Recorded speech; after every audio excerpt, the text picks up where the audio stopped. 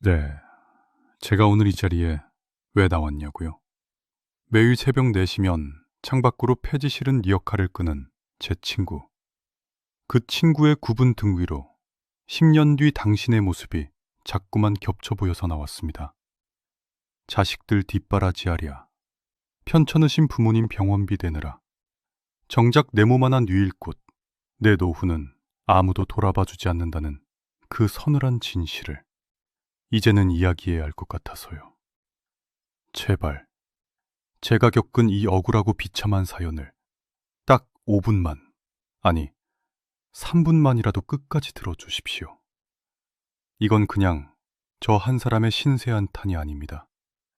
정신 차리지 않으면 우리 모두가 맞이하게 될 끔찍한 미래에 대한 마지막 경고입니다. 제 이름은 박성우입니다.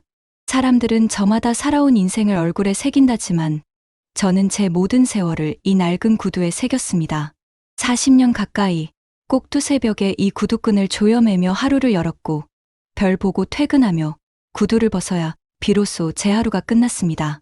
대한민국의 냉장고, 세탁기가 집집마다 필수가 되던 시절 저는 가전제품 판매왕 소리를 들으며 전국을 누렸죠. 발바닥에 땀이 차고 뒤꿈치가 까져도 계약서에 도장을 받아내던 그 순간의 희열은 잊을 수가 없습니다. 그렇게 달아버린 구두 밑창만큼 제 통장 잔고가 쌓였고 그 돈으로 아이들 분유 사고 아내 옷 한 벌 사 입히는 게 제 인생의 가장 큰 자부심이었습니다. 2018년 환갑을 맞던 해에 정년 퇴직을 하던 날이 아직도 생생합니다. 후배들이 마련해준 조촐한 송별회에서 박 부장님, 이제 그 지긋지긋한 구두 벗어 던지시고 꽃길만 걸으십시오 라며 박수를 쳐주더군요.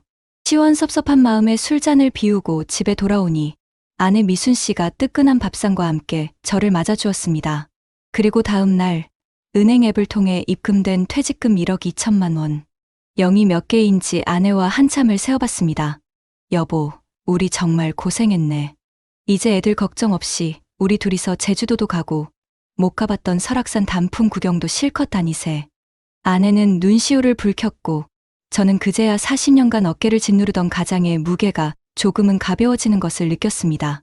그래, 이만하면 성공한 인생이야. 자식들도 다 키웠고 작은 아파트 한 채 있으니 이 돈이면 충분히 행복한 노후를 보낼 수 있을 거야. 그날 밤 저희 부부는 오랜만에 단꿈을 꾸었습니다. 하지만 현실은 꿈처럼 달콤하지 않았습니다.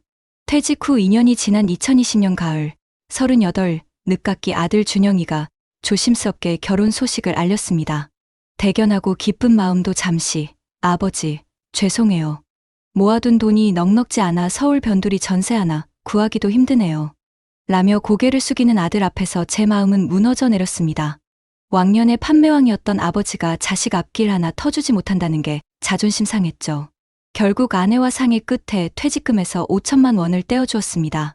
은행 창구에서 수표를 찾아 아들 손에 쥐어주던 날, 아들아, 기죽지 말고 당당하게 살아라. 이게 아버지가 해줄 수 있는 최선이다. 라고 말했지만 등 뒤에서는 서늘한 바람이 부는 듯했습니다.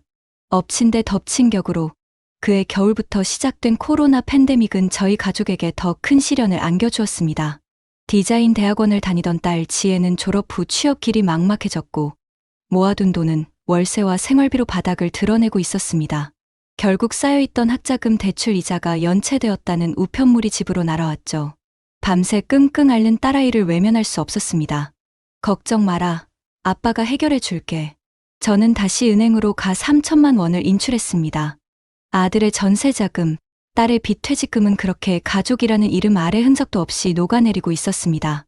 2022년 봄, 평생 쪼그려 앉아 일하며 가족을 위해 헌신했던 아내 미순 씨의 허리가 결국 탈이 나고 말았습니다. 허리 디스크 협착증. 의사는 당장 수술하지 않으면 걷기조차 힘들어질 거라 했습니다. 수술비와 입원비, 이후 수개월간 이어진 재활 치료비까지 2천만 원이 넘는 돈이 또 뭉텅이로 빠져나갔습니다. 소독약 냄새가 진동하는 병실에서 고통에 신음하는 아내의 손을 잡고 있노라니 돈이 없다는 것이 얼마나 서럽고 비참한 일인지 뼛속까지 사무쳤습니다. 여보, 미안해. 나 때문에. 라며 오는 아내에게 괜찮아. 당신 몸이 먼저지. 라고 말했지만 제 속은 시커멓게 타들어가고 있었습니다. 1억 2천만 원. 그 든든했던 목돈은 불과 4년 만에 바닥을 보이기 시작했습니다. 초조해진 저는 뭐라도 해야 한다는 생각에 사로잡혔습니다. 마침 같이 퇴직했던 김 부장이 박 부장, 아직 죽지 않았잖아. 원금은 보장되고 매달 용돈벌이는 되는 기가 막힌 투자처가 있어. 라며 접근해왔죠. 은행 예금만으로는 물가 상승률도 못 따라간다는 불안감에 저는 1천만 원을 덜컥 맡겼습니다. 하지만 그 기가 막힌 투자처는 결국 거품이었고 몇 달 뒤 원금의 80%를 날렸다는 소식만 듣게 되었습니다. 왕년의 영업 경험을 살려보겠다며 시작했던 건강보조식품 방문 판매는 이미 굳게 닫힌 사람들 마음의 문을 열지 못하고 창고에 재고만 쌓아둔 채 끝났습니다. 2025년 현재 68세가 된 제 손에 남은 것은 거의 없습니다. 매달 25일이면 어김없이 날아오는 아파트 관리비 고지서는 공포 그 자체입니다. 아내와 저는 반찬 하나를 사더라도 마트 마감 세일 시간을 기다리고 한여름에도 에어컨 리모컨 한 번 만지기가 두렵습니다. 친구들의 부부 동반 모임은 핑계를 대고 나가지 않은 지 오래입니다. 이젠 정말 국민연금 80만 원과 기초연금 34만 원 합쳐서 114만 원으로 한 달을 버텨야 하는 신세가 되었습니다. 내 구두가 닳는 만큼 돈을 벌었는데 밤마다 먼지 쌓인 구두를 보며 회한과 자괴감에 잠 못 이루는 날들이 늘어갔습니다. 결국 저는 다시 일자리를 찾아 나설 수밖에 없었습니다. 68세의 나이에 이 낡은 구두를 다시 매만지면서 말이죠. 여름 끝자락 새벽 3시 휴대폰 알람보다 먼저 눈이 떠졌습니다. 아파트 복도에 발걸음을 내딛자 낡은 구두 굽이 툭 하고 헛디디는 소리를 냈습니다. 일용직 인력사무소에서 택배 상하차 인원이 모자란다기에 나이를 숨기고 이름만 적어 넣었습니다. 컨베이어 위로 박스가 끝도 없이 쏟아졌고 손등은 금세 까졌습니다. 땀 냄새와 먼지가 뒤엉킨 창고 바닥에서 내 구두 밑창이 미끄러지며 몸이 돌아갔습니다. 괜찮으세요, 어르신? 누군가 다가와 묻는데 어르신이라는 단어가 심장에 박혔습니다. 발목이 붓고 장단지가 당겨왔지만 그날 일당만큼은 놓칠 수 없었습니다. 퇴근길 버스 요금을 교통카드 잔액으로 채우려다 잔액 부족이 떴습니다. 집에 들어서니 미순 씨가 제 양말을 보고 멈칫했습니다. 피가 스며든 양말 끝, 앞코가 해진 구두 사이로 인솔이 비쳐 있었습니다. 병원부터 가요. 괜찮아, 쉴 만큼 쉬었지. 말은 그렇게 했지만 밤새 발목이 뛰었습니다. 그날 새벽 베란다에서 구두 바닥에 순간접착제를 바르며 목소리로 중얼거렸습니다. 이놈아, 우리 아직 같이 걸어야 한다. 며칠 뒤 경비원 채용 공고를 보고 면접장에 갔습니다. 면접관이 서류를 넘기다 말했습니다. 신임 경비 교육 수료증은요? 저는 난감한 얼굴로 입을 굳혔습니다. 교육비 8만 원. 그 작은 돈을 아끼느라 미뤄둔 게 화근이었습니다. 다음에 다시 오세요. 돌아 나오는 길, 빗발이 굵어졌고 구두 끝에서 검은 물이 뚝뚝 떨어졌습니다. 엘리베이터 거울에 비친 제 얼굴은 영업왕도, 부장이던 사람도 아니었습니다. 나는 지금 무엇이 되려는가? 어느 날 동네 골목에서 중고가전 간판을 단 작은 가게 앞을 지나는데 사장이 문을 닫다가 제 얼굴을 힐끗 보더니 손을 흔들었습니다. 혹시 박성호 씨 맞죠? 옛날 LG 총판 때 영업하셨던. 잊고 살던 이름이 소환되자 가슴 어딘가가 뜨끈해졌습니다. 그 사장은 예전에 제가 냉장고 설치 일감을 넘겨주던 장 사장이었습니다. 배송이랑 설치가 겹치는 날이 많아요. 무거운 건 내가 들게. 기사 보조만 해주면 돼요. 설치 전에 고객 설명은 선배님이 더 잘하시잖아요. 그 말에 오래전 매장 바닥에서 고객의 눈을 맞추던 제 습관이 되살아났습니다. 아저씨, 이 냉장고는 냉동이 새지 않아서 반찬 얼음이 안깁니다. 제가 그렇게 말하자 할머니 손님이 고개를 끄덕였습니다. 그날 저녁 만 원권 몇 장을 손에 쥐자 묘한 온기가 올라왔습니다. 노동의 대가가 아니라 쓸모가 남아있다는 증명 같았습니다. 집에 돌아오자 식탁 위에 종이 한 장이 놓여 있었습니다. 주택연금 상담 예약 확인서. 미순 씨가 말했습니다. 여보, 난 아직 이 집을 포기하고 싶진 않아. 하지만 겨울이 오잖아. 제 속에서 오래 버티던 허영이 그제야 기침을 했습니다. 잠깐 버티면 돼. 우린 너무 오래 잠깐을 버텼어. 그날 밤, 저는 구두약통을 꺼내 다른 코를 열심히 문질렀습니다. 가죽이 윤을 되찾자 신기하게도 마음도 조금 반짝였습니다. 다음 날 새벽 장 사장과 함께 경북 구미의 오래된 단독주택으로 에어컨 철거를 갔습니다. 현관 앞에서 집주인 노부부가 신발장을 열어주는데 그 집에도 해진 구두가 한 켤레 놓여 있었습니다. 아저씨가 제 구두를 한번 훑어보고 말했습니다. 우리도 이걸로 평생 살았어. 구두는 두 발을 씻지만 마음은 자식들한테 묶여있지. 돌아오는 차 안에서 장 사장이 조심스레 묻었습니다. 아드님, 아직 어렵죠? 저는 한참을 뜸들이다가 고개를 끄덕였습니다. 아이 낳으면 더 힘들어질 거예요. 선배님, 그래도 그 집 아이들 오래오래 집에 오게 하려면 집이 따뜻해야 하죠. 그날 이후 저는 작은 공책을 꺼내 수입과 지출을 적기 시작했습니다. 연금 114만 원, 관리비 예상 14만, 공과금 9만, 통신 7만, 약값 6만, 아내 물리치료 12만, 카드 할부 11만. 마지막 줄에 식비라고 쓰려다가 펜이 멈췄습니다. 한숨이 먼저 나왔습니다. 여보, 신문지도 보일러도 올해는 방 하나만 쓰자. 미순 씨는 말없이 고개를 끄덕였고 우리는 안방 문풍지를 다시 붙였습니다. 문틈을 테이프로 막고 전기장판을 최악으로 켰습니다. 밤마다 전기요금 앱을 들여다보는 제 손끝이 떨렸습니다. 며칠 뒤 구청 지하 강의실에서 신임 경비교육을 들었습니다. 법규, 신고 절차, 응급상황 대처 칠판 글씨가 흐릿하게 번질 때 저는 구두끈을 한 번 더 조염했습니다. 쉬는 시간, 동갑내기 수강생이 제 구두를 보며 웃었습니다. 형님, 아직도 저런 걸 신어요? 아직도 이걸로 걸어야 해서. 서로 말끝을 흐리며 종이컵 커피를 나눴습니다. 수료증을 받자 발표된 합격 공고란에 제 이름은 없었지만 장 사장에게 문자 하나가 와 있었습니다. 내일 오전 8시 성북동 설치. 저는 휴대폰을 내려놓고 구두 코를 한번 쓸어내렸습니다. 어스름한 새벽, 트럭 적재함에서 바람이 들이쳤습니다.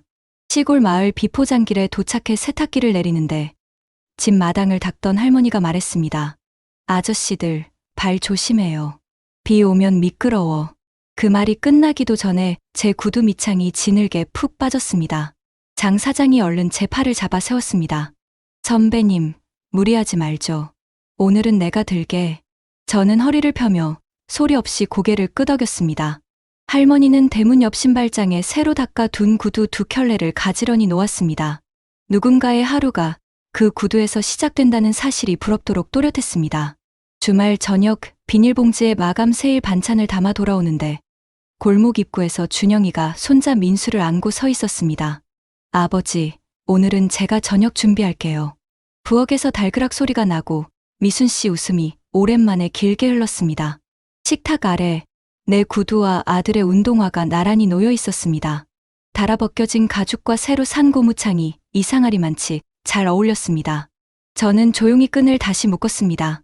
내일 새벽 또 묶을 끈. 내일도 걸어야 할 길. 누군가에겐 평범한 하루가 우리에겐 버텨야 하는 하루라는 것을 구두는 말없이 알고 있는 듯했습니다. 요즘 경험비 때문에 밤잠을 설치시나요? 연금은 줄어드는데 물가는 치솟고 자녀들 뒷바라지 하느라 노후 자금이 바닥나진 않으셨나요?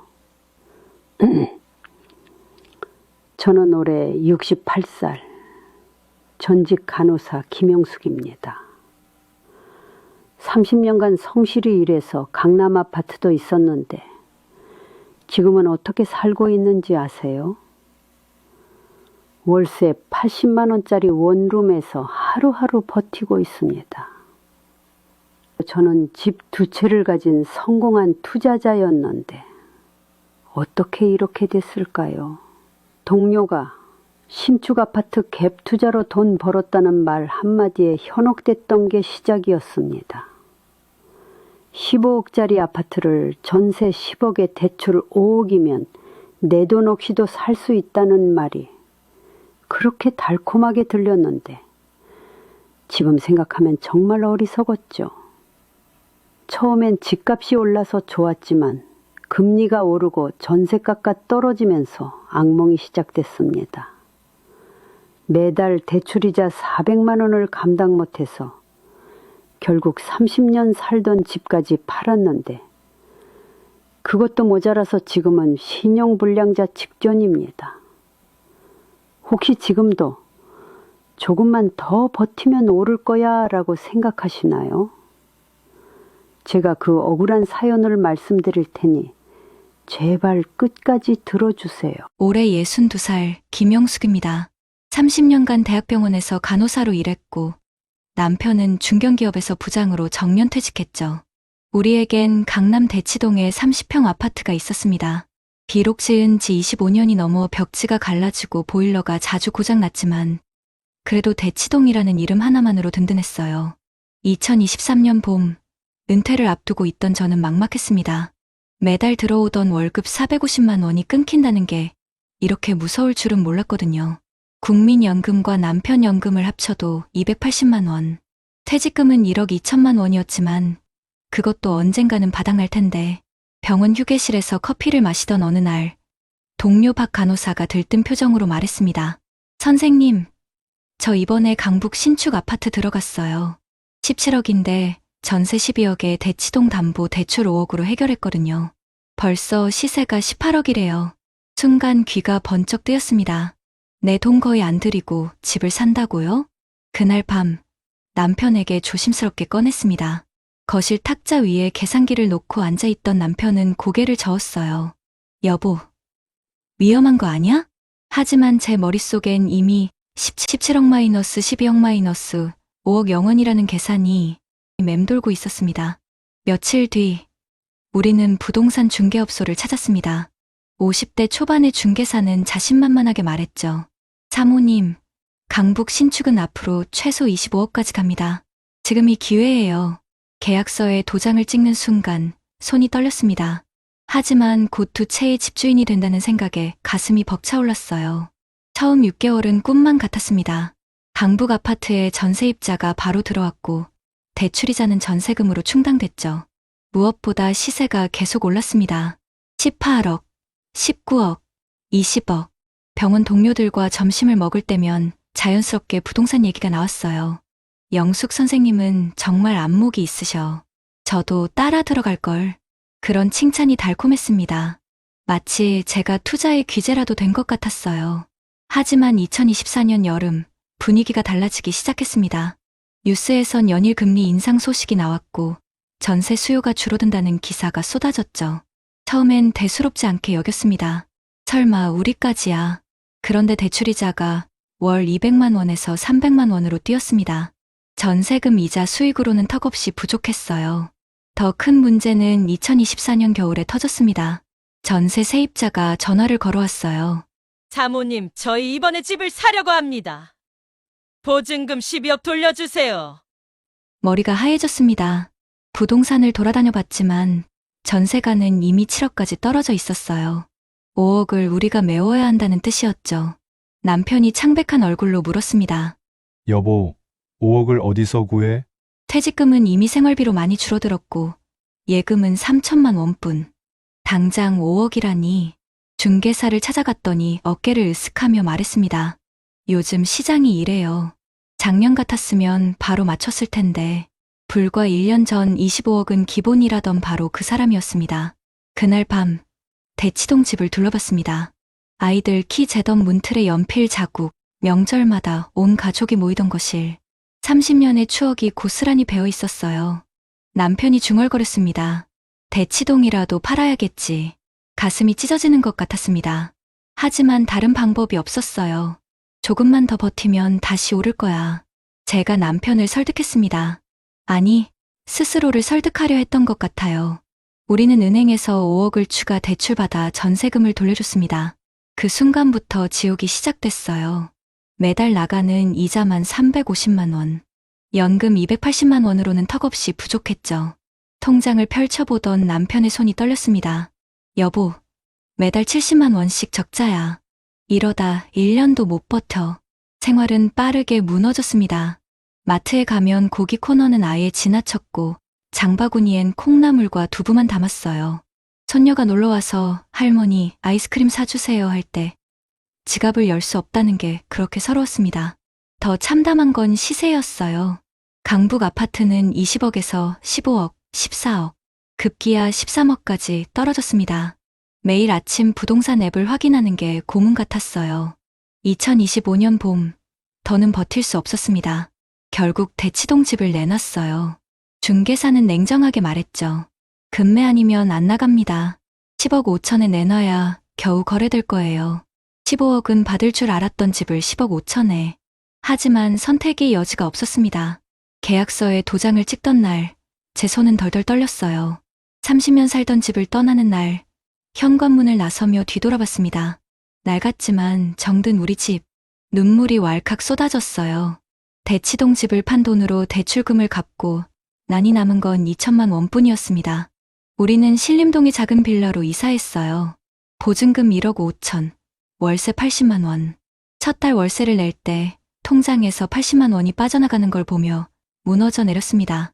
평생 남의 집 월세를 낸 적 없던 제가 68살에 월세살이를 시작한 거예요. 마트에서 병원 후배를 만났을 때였습니다. 선생님, 강북 아파트는 어떠세요? 저는 억지로 웃으며 대답했어요. 아, 네. 잘 지내고 있어요.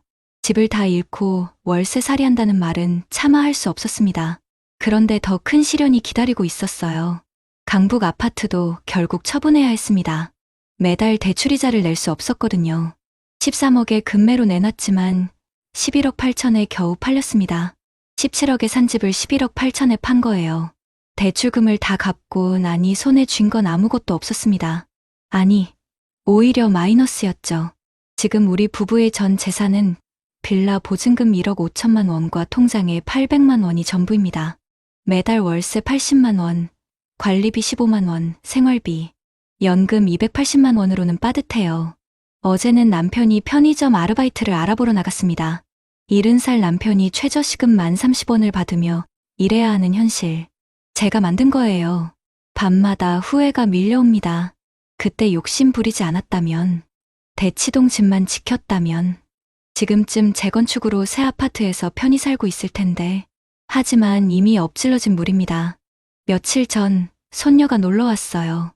아이가 제 손을 잡으며 말했습니다. 할머니 집 좁아졌어요. 전에 집이 더 좋았는데. 순간 눈물이 핑 돌았지만 억지로 웃으며 대답했어요. 그래도 할머니는 너랑 같이 있어서 행복해. 그게 진심이었습니다. 집은 잃었지만 가족은 여전히 곁에 있으니까요. 요즘 저는 동네 복지관에서 자원봉사를 합니다. 저보다 더 어려운 어르신들을 보며 깨달았어요. 건강하게 일할 수 있다는 것만으로도 감사하다는 걸. 남편도 달라졌습니다. 편의점 일을 시작한 뒤로 오히려 표정이 밝아졌어요. 여보, 일하니까 사는 것 같아. 집에만 있을 때보다 훨씬 좋아.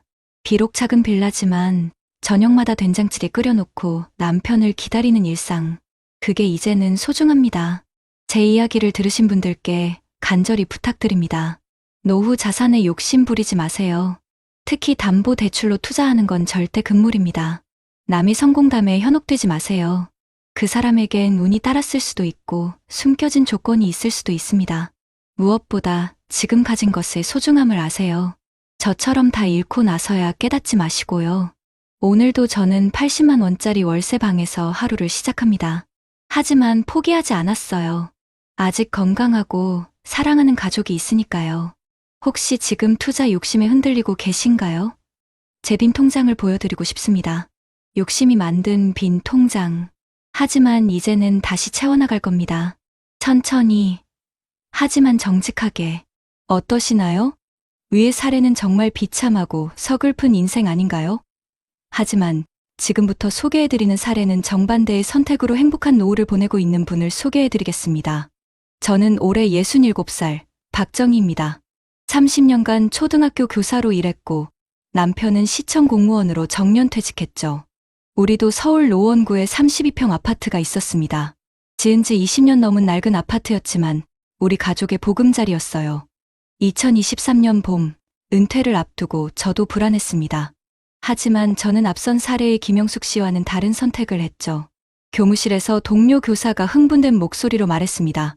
정희 선생님, 저 이번에 갭 투자로 집 샀어요. 대출받아서 전세 끼고 들어갔는데 벌써 시세가 올랐대요. 순간 귀가 솔깃했지만 저는 조용히 물었습니다. 그래? 대출이자는 감당할 만해? 아, 그게 좀 부담스럽긴 한데 집값이 계속 오르니까 괜찮을 거예요. 그날 저녁 남편에게 그 얘기를 했더니 남편이 진지하게 말했어요. 여보, 우리는 이미 집이 있잖아. 욕심내지 말자. 사실 저도 같은 생각이었습니다. 우리에겐 이미 충분했으니까요. 대신 저희는 다른 준비를 시작했습니다. 먼저 저희의 노후 자산을 꼼꼼히 계산해봤어요. 제 교원연금 월 220만 원, 남편 공무원연금 월 180만 원. 이것만으로도 매달 400만 원의 고정 수입이 있었고, 여기에 평생 아껴 모은 저축 2억 원이 있었습니다. 저희 공무원 부부는 퇴직금이 없는 대신 이렇게 성실하게 부어온 연금과 저축만으로도 충분하다고 생각했어요. 은행 상담사를 만나 조언을 구했습니다. 선생님, 연금이 탄탄하시네요. 목돈은 안전하게 나눠서 관리하시는 게 좋겠습니다. 우리는 1억 5천은 정기예금에, 나머지 5천만 원은 비상금으로 보통예금에 넣어두었습니다. 2024년 주변에서 갭 투자 열풍이 불었습니다. 친구들 모임에서도 그 얘기뿐이었어요. 정희야, 너도 해봐. 지금이 기회야. 하지만 저는 웃으며 고개를 저었습니다. 난 지금도 충분해. 욕심내다 잃을까봐 무서워. 실제로 불안한 소식들이 들려왔어요. 금리가 오르고 전세가가 떨어진다는 뉴스가 연일 나왔죠. 그때 남편이 제안했습니다. 여보, 우리 집 리모델링이나 하자. 낡은 곳도 고치고. 좋은 생각이었어요. 3천만 원을 들여 화장실과 주방을 새로 했습니다. 20년 만에 집이 새 집처럼 변했죠. 무엇보다 우리는 건강에 투자했습니다. 매년 종합검진을 받고 일주일에 3번씩 함께 등산을 다녔어요. 동네 수영장에도 등록했죠. 2025년 봄, 앞선 사례 같은 안타까운 소식이 들려왔습니다. 갭 투자 실패로 집을 잃었다는 이야기들. 친구가 전화로 울먹였어요. 정희야, 나 큰일 났어. 전세금 못 돌려줘서 집 팔아야 해. 가슴이 아팠지만 저희가 할 수 있는 건 위로뿐이었습니다. 지금 우리 부부의 일상은 이렇습니다. 아침 6시 남편과 함께 동네 산책로를 걷습니다. 7시에 집에 돌아와 제가 끓인 된장찌개로 아침을 먹죠. 오전엔 각자 취미 생활을 합니다. 저는 동네 도서관에서 그림책 읽어주기 봉사를, 남편은 노인정에서 컴퓨터를 가르쳐요. 점심은 집에서 간단히 먹고 오후엔 함께 문화센터 프로그램에 참여합니다. 요즘은 부부 요가를 배우고 있어요. 한 달에 한 번은 자녀들이 손주들을 데리고 옵니다. 용돈도 넉넉히 주고 맛있는 것도 실컷 먹입니다. 할머니, 할아버지 최고. 손주들의 이 한마디가 얼마나 행복한지 몰라요. 저희는 분기마다 작은 여행을 떠납니다. 지난 봄에는 경주로 벚꽃 구경을 다녀왔고, 여름엔 강릉 바다에서 며칠 쉬다 왔어요. 비싼 호텔은 아니지만 깨끗한 민박집에서 남편과 도란도란 이야기 나누는 시간이 참 소중합니다. 여보, 우리 이렇게 살 수 있어서 정말 다행이지? 바다를 보며 남편이 제 손을 꼭 잡았습니다. 그 말 한마디에 모든 것이 담겨 있었어요. 물론 저희에게도 걱정거리는 있습니다. 2025년 들어 물가가 1.67%나 올랐다고 하니 장 보러 갈 때마다 한숨이 나올 때도 있어요. 하지만 월 400만 원의 연금은 든든한 버팀목이 되어줍니다. 아껴 쓰면 매달 50만 원 정도는 저축도 할 수 있어요. 어제는 갭 투자로 힘들어하는 친구를 만났습니다. 커피 한 잔 값도 부담스러워하는 친구를 보니 마음이 아파서 제가 밥을 샀습니다. 친구는 제게 말했어요. 정희야, 넌 그때 어떻게 그런 유혹을 이겨냈니? 정말 현명했어. 저는 그저 웃으며 말했습니다. 현명하긴, 그냥 겁이 많았던 거지. 평생 성실하게 모은 돈을 한순간에 잃을까봐 무서웠어. 맞습니다. 저는 특별한 투자 안목이 있었던 게 아니에요. 그저 지키는 것의 중요성을 알았을 뿐입니다. 저희 집 통장은 돈만으로 채워져 있지 않습니다. 매일 아침 남편과 함께 걷는 산책길의 풍경, 도서관 아이들의 초롱초롱한 눈망울, 손주들의 웃음소리, 그리고 무엇보다 밤에 아무 걱정 없이 편히 잠들 수 있는 마음의 평안. 이것들이 제 통장을 가득 채우고 있습니다. 돈은 있다가도 없을 수 있지만 건강과 가족, 마음의 평안은 한 번 잃으면 되찾기 어렵다는 걸 저는 압니다. 제 이야기를 들으시는 여러분께 감히 말씀드립니다. 노후는 불리는 시기가 아니라 지키는 시기입니다. 땀 흘려 모은 소중한 자산을 위험한 곳에 던지지 마세요. 남의 성공담이 내 것이 될 거라는 환상을 버리세요. 세상에 공짜는 없습니다. 달콤한 유혹 뒤에는 반드시 가시가 숨어 있습니다. 가장 중요한 것은 지금 당신 곁에 있는 것들입니다. 낡았지만 편안한 우리 집, 티격태격해도 늘 내 편인 배우자, 그리고 건강한 몸. 이것만큼 확실한 노후 자산은 없습니다. 오늘 저녁 저희 부부는 새로 리모델링한 깨끗한 주방에서 함께 저녁을 준비할 겁니다. 남편은 찌개를 끓이고 저는 나물을 무치겠죠. 특별할 것 없는 평범한 일상이지만 저는 이 시간이 세상 무엇과도 바꿀 수 없이 행복합니다. 욕심을 버리니 비로소 보이는 것들. 저는 지금 제 삶에 진심으로 만족합니다. 부디 여러분도 저처럼 평온한 노후를 맞이하시길 바랍니다. 저희 부부는요, 주변에 누가 얼마를 벌었다더라 하는 뜬소문 대신에 차가운 숫자와 냉정한 현실을 먼저 들여다보기로 했습니다. 당장 서점에 가서 노후 재무 설계에 관한 책 몇 권을 사서 읽고 인터넷으로 신뢰할 만한 기관들의 자료들을 밤늦게까지 찾아봤죠. 그때 저희가 마주했던 현실은 달콤한 성공 신화와는 거리가 아주 멀었습니다. 우선 통계청에서 매년 발표하는 가계금융복지 조사를 보고 저희는 깜짝 놀랐습니다. 2024년 자료를 보니 우리나라 60대 이상 가구의 평균 부채가 무려 8천만 원에 육박하더군요. 평생 일해서 빚을 다 갚아도 시원찮을 나이에 오히려 많은 분들이 여전히 큰 빚을 지고 있다는 뜻이었죠. 더 무서웠던 건 소득 대비 부채 비율이 다른 연령층에 비해 결코 낮지 않다는 사실이었습니다. 은퇴로 소득은 끊겼는데 대출 원리금 상환 부담은 그대로 남아있는, 그야말로 소득 절벽에 서 있는 가구가 너무나도 많았던 겁니다. 이런 상황에서 집을 담보로 또 수억 원의 빚을 내는 건 외줄 위에 서서 일부러 눈을 가리는 것과 같다고 생각했어요. 한 저명한 경제연구소의 보고서에서는 당시 상황을 이렇게 진단하더군요. 금리 인상기에는 부동산과 같은 자산 가치의 변동성이 극도로 커지며 특히 레버리지, 즉 빚을 이용한 투자는 자산을 불리는 지렛대가 아니라 가계를 무너뜨리는 망치가 될 수 있다고요. 실제로 한국은행의 자료를 보면 기준금리가 단 1%만 올라도 가계가 추가로 부담해야 할 이자가 수십조 원에 달한다는 분석이 있었습니다. 월 400만 원의 연금으로 사는 저희에게 매달 수백만 원의 이자 폭탄은 감당할 수 없는 재앙이었습니다. 더 깊이 파고들다 보니 이건 단순히 경제만의 문제가 아니라는 걸 깨달았습니다. 해외의 유명한 행동경제학 연구들을 찾아보니 사람들이 왜 이런 위험한 투자에 빠지는지에 대한 설명이 있더군요. 노벨 경제학상을 받은 한 심리학자의 이론에 따르면 사람은 이익을 얻는 기쁨보다 손실을 보는 고통을 훨씬 더 크게 느낀다고 합니다. 이걸 손실 회피 성향이라고 부르더군요. 저희 같은 은퇴자에게 이 이론을 적용해보면 답은 명확했습니다. 투자를 통해 1억을 더 버는 기쁨보다 평생 모은 자산 1억을 잃는 고통이 정신적으로 몇 배는 더 파괴적이라는 거죠. 노후 자산은 한 번 잃으면 다시 벌 기회조차 없으니까요. 그런데 왜 사람들은 투자를 할까요? 바로 군중심리 때문이었습니다. 주변 사람들이 모두 부동산으로 돈을 버는 것처럼 보이면 나만 뒤처지는 것 같은 불안감, 즉 포모에프오에모 현상을 느끼게 되고 결국 비이성적인 판단을 내리게 된다는 겁니다. 한국보건사회연구원의 한 보고서에서도 비슷한 지적이 있었습니다. 우리나라 노년층이 금융사기나 고위험 투자에 취약한 이유 중 하나로 사회적 관계망에서 오는 압박감을 꼽았습니다. 친구 따라 강남 가듯 옆집 사람이 투자로 성공했다는 말 한마디에 평생 모은 노후 자금을 섣불리 던지는 경우가 비일비재하다는 분석이었죠. 그 글을 읽으며 남편과 저는 서로의 얼굴을 마주봤습니다. 여보, 우리 친구들 이야기에 흔들리지 말고 우리만의 원칙을 세우자. 첫째, 노후 자산으로는 절대 빚을 내지 않는다. 둘째, 모르는 분야에는 절대 투자하지 않는다. 셋째, 우리 집은 투자의 대상이 아니라 우리 삶의 터전임을 잊지 않는다. 그날 밤, 저희는 꽉 찬 통장을 만드는 것보다 텅 빈 마음으로 잠들지 않는 것이 훨씬 더 중요하다는 사실을 가슴 깊이 새겼습니다. 그래서 저희는 뜬구름 잡는 투자 계획서 대신 낡은 우리 집의 리모델링 견적서를 받아 들었던 겁니다.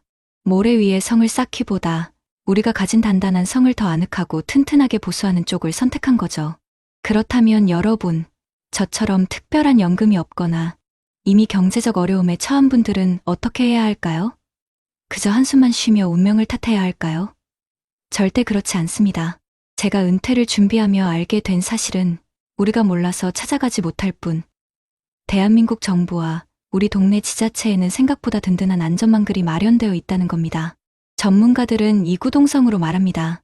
노후 위기의 첫 번째 해결책은 고립에서 벗어나 도움을 요청하는 용기라고요. 우선 빚이나 재무 문제로 밤잠을 설치는 분들이 계시다면 당장 서민금융진흥원의 문을 두드려 보세요. 이곳은 나라에서 운영하는 기관이라 광고나 상품 판매 걱정 없이 내 상황을 솔직하게 털어놓을 수 있는 곳입니다. 노후준비 종합상담을 신청하면 전문가가 1대1로 만나서 내 부채 상황을 분석해주고 이자를 줄일 수 있는 채무 조정 방법이나 정부의 저금리 대출 상품을 연결해줍니다. 혼자 끙끙 앓으면 절망밖에 보이지 않지만 전문가와 함께 재무 계획을 다시 세우면 아직 길이 있구나 하는 희망을 찾을 수 있습니다. 집 문제도 마찬가지입니다. 저처럼 낡았지만 소중한 내 집 한 채가 전 재산인 분들이 많으시죠. 이 집을 담보로 위험한 투자를 할 게 아니라 나라에서 보증하는 주택연금 역저당을 활용하는 것이 현명한 방법입니다. 만 55세 이상이면 내 집에 평생 살면서 집값을 담보로 매달 연금을 받을 수 있는 제도죠. 한 재무 전문가는 자녀에게 집을 물려주려는 생각 때문에 노후를 빈곤하게 보내는 것이야말로 자녀에게 가장 큰 마음의 짐을 안겨주는 것이라고 강조합니다. 부모가 안정된 노후를 보내는 것이야말로 최고의 상속이라는 뜻이죠.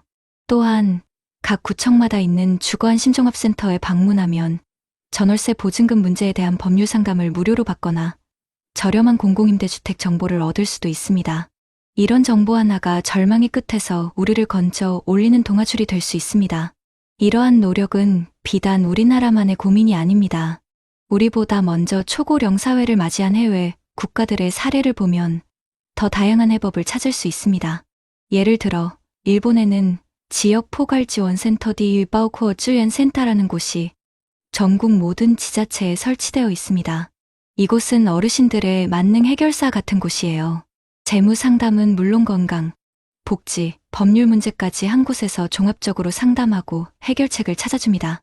어르신 한 분이 고립되지 않도록 지역사회가 촘촘한 그물망이 되어주는 거죠. 독일의 사례는 더욱 인상적입니다. 다세대 공존주택이라는 주거 모델이 활성화되어 있는데요. 한 건물에 노년층과 젊은 부부, 아이들이 함께 어울려 사는 방식입니다. 어르신들은 저렴한 주거비로 안정적인 생활을 하고 맞벌이 부부의 아이들을 돌봐주며 활력을 얻습니다. 젊은 세대는 육아 부담을 덜고 아이들은 자연스럽게 어른을 공경하는 법을 배우죠. 이렇게 세대가 서로의 부족함을 채워주며 외로움과 경제적 어려움을 함께 극복하는 모습은 우리 사회가 나아가야 할 방향을 보여줍니다. 결국 핵심은 이것입니다. 혼자 해결하려 하지 않는 것, 그리고 욕심을 내려놓는 것. 정부와 지자체의 정책들은 든든한 울타리입니다. 하지만 그 울타리 안으로 들어가는 첫걸음은 바로 우리 자신이 떼어야 합니다. 지금 당장 스마트폰으로 여러분이 사시는 동네의 구청이나 행정복지센터 홈페이지에 들어가 보세요. 어르신 지원 메뉴만 눌러봐도 우리가 몰랐던 수많은 정보들이 있을 겁니다. 위험한 투자 설명회 대신 나라에서 운영하는 금융복지상담센터의 문을 두드리세요. 여러분의 평온한 저녁이 불확실한 대박의 꿈보다 훨씬 더 소중합니다. 부디 그 평온함을 지켜내시길 진심으로 바랍니다. 한평생 허리 굽혀 무엇을 주었나 돌아보니 어떤 이는 모래알을 쥐었다가 바람에 흩날리고 어떤 이는 작은 온기를 품었다가 마음을 데웁니다. 욕심이란 이름의 씨앗은 가시덤불을 키워내고 만족이란 이름의 씨앗은 그늘 짙은 나무를 키웁니다. 황혼의 문턱에서 텅 빈 통장이 아닌 꽉 찬 마음을 남기는 삶, 그것이 우리가 평생토록 가꿔야 할 진짜 행복이었습니다. 오늘 우리는 리 씨처럼 너무나 다른 두 분의 삶을 만났습니다. 한 분은 조금만 덜하는 한순간의 욕심에 평생을 바쳐 쌓아 올린 성을 한꺼번에 잃어버렸습니다. 그분이 잃은 것은 단순히 집 두 채와 돈이 아니었습니다. 평생 성실하게 살아왔다는 자부심, 남편 앞에서 당당했던 아내의 미소, 그리고 손주에게 아이스크림 하나 마음껏 사주지 못하는 할머니의 서러운 마음이었습니다. 차가운 월세방에서 밤마다 되새기는 메아리 없는 후회는 빈 통장보다 더 아프게 그분의 가슴을 파고들었을 겁니다. 하지만 다른 한 분은 이만하면 충분하다는 작은 만족을 선택했습니다. 남들이 더 높은 곳을 향해 달려갈 때 그분은 곁에 있는 남편의 손을 잡고 낡은 집을 쓸고 닦았습니다. 그분의 통장은 돈이 아니라 남편과 함께 걷는 아침 산책길의 풀냄새와 손주들의 제잘거리는 웃음소리, 그리고 어떤 걱정도 없이 깊이 잠들 수 있는 밤의 고요함으로 가득 차 있었습니다. 그분은 돈으로 살 수 없는 세상 가장 값진 부자가 되셨던 겁니다. 사랑하는 우리 어머님, 아버님, 지금 여러분의 손에는 무엇이 쥐어져 있나요? 혹시 바람에 흩날릴 모래알을 더 걸어모으기 위해 곁에 있는 소중한 온기를 놓치고 있지는 않으신가요? 괜찮습니다. 아직 늦지 않았습니다. 우리는 오늘 두 분의 삶을 통해 배웠습니다. 행복은 더 많은 것을 가져서 얻는 것이 아니라 지금 내 곁에 소중한 것들을 지켜내는 일이라는 것을요. 부디 주름진 서로의 손을 더 따뜻하게 잡아주시고 당신이 있어서 다행이야라는 말을 아끼지 마세요. 가장 훌륭한 노후 준비는 1억 원짜리 주식이 아니라 1분이라도 더 나누는 진심 어린 대화입니다. 가장 안전한 투자는 부동산이 아니라 서로의 건강을 살피는 따뜻한 관심입니다. 오늘 밤 잠자리에 드시기 전 거울 속 당신의 얼굴을 한번 들여다보세요. 그 얼굴에 새겨진 깊은 주름 하나하나가 당신이 얼마나 치열하게 살아오셨는지를 말해주고 있습니다. 자식들을 위해, 가정을 위해 평생을 바친 당신의 고귀한 삶에 고개 숙여 존경을 표합니다. 평생 고생 많으셨습니다. 정말 애쓰셨습니다. 당신은 그 누구보다 행복할 자격이 있는 세상에서 가장 귀한 분입니다. 부디 당신의 남은 날들이 걱정이 아닌 평안으로, 후회가 아닌 감사로 가득하기를 진심으로 기도하겠습니다.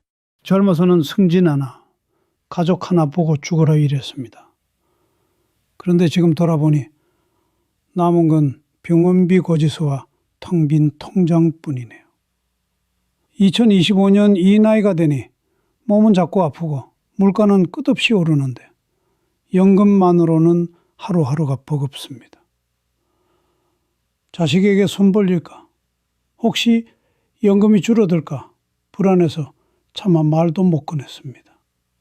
남들처럼 당당하게 웃지 못하는 게 그렇게 서글플 수가 없더군요.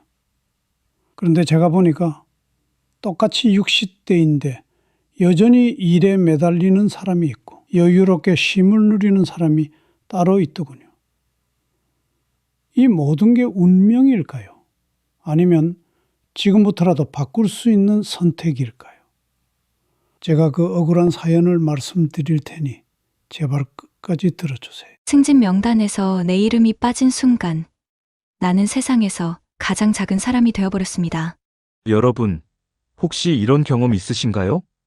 밤낮 없이 일했는데도 승진해서 이름이 빠져 있을 때 그 허탈함과 분노 남들이 박수받는 순간 나는 왜 뒤처진 걸까 하는 씁쓸한 말입니다. 최근 대한민국 직장인 조사에서도 50대 남성의 절반 이상이 공든 노력이 인정받지 못했다는 좌절을 겪었다고 합니다. 그런데 이 문제는 단순히 직장에서의 실패가 아니라 가족의 삶과 자존감까지 흔들리게 만듭니다. 특히 우리 세대 40대, 50대, 60대에게 승진, 실패는 단순한 일이 아닙니다. 곧장 해고의 불안, 경제적 압박, 그리고 건강마저 위협하는 무거운 그림자로 다가오기 때문이죠. 하지만 반대로 이 시기를 어떻게 이겨내느냐에 따라 인생의 다음 장이 달라집니다. 오늘은 승진에서 탈락한 아들에게 건네는 아버지의 편지를 통해 우리가 놓치지 말아야 할 삶의 지혜를 함께 나누고자 합니다. 끝까지 함께 해주시면 지금의 상처를 새로운 출발점으로 바꾸는 길을 분명히 찾으실 수 있을 겁니다. 본격적인 영상 시작 전에 구독과 좋아요는 영상 제작에 정말로 큰 힘이 됩니다. 책상 위에 흰 봉투가 놓여 있었다. 아들에게라고 또박또박 적힌 글자. 박성호는 저녁밥을 시켜둔 채 회사에서 돌아온 아들 민재의 어깨가 축 늘어진 것을 보고도 아무 말 하지 못했다. 2025년 봄, 물가도 대출이자도 버겁고 병원비 영수증은 늘 두툼해지는 때 그의 집 거실에는 오래된 선풍기 바람과 씁쓸한 한숨만 맴돌았다. 성우는 중소기업 영업팀 부장으로 정년을 채우고 몇 해 전 퇴직했다. 자랑할 경력은 많지 않았다. 매출이 오르던 해보다 버티던 해가 더 많았고 명함에 새겨진 직함보다 고객에게 먼저 안부를 묻던 습관이 몸에 밴 사람. 그가 오늘 밤 꺼낸 건 회식 자리에서 배우지 못한 말들이었다. 버티는 법과 스스로를 잃지 않는 버프, 그리고 내가 승진해서 미끄러졌다고. 내 인생이 미끄러진 건 아니라는 말. 봉투 속 편지는 그렇게 시작됐다. 사연 도입 민재는 수도권 제조업체의 품질관리 파트에서 잔업을 달고 살았다. 주말마다 공장 라인을 돌며 불량률 보고서를 고쳤고 상사에게는 현장 정리도 실력이라는 말을 배우며 묵묵히 치웠다. 평범했지만 성실했고 집에 오면 엄마 약 봉투를 챙기고 전세 만기 알림을 확인하는 가족을 먼저 떠올리는 아들이었다. 갈등 전개. 그런데 올봄 인사발령 공지가 올라왔을 때 민재의 이름은 명단에 없었다. 후배가 먼저 팀장을 달았고 새로운 바람이라는 한 줄 코멘트가 사무실을 지나갔다. 그날 밤 냉장고 문 앞에서 그는 말없이 물만 마셨다.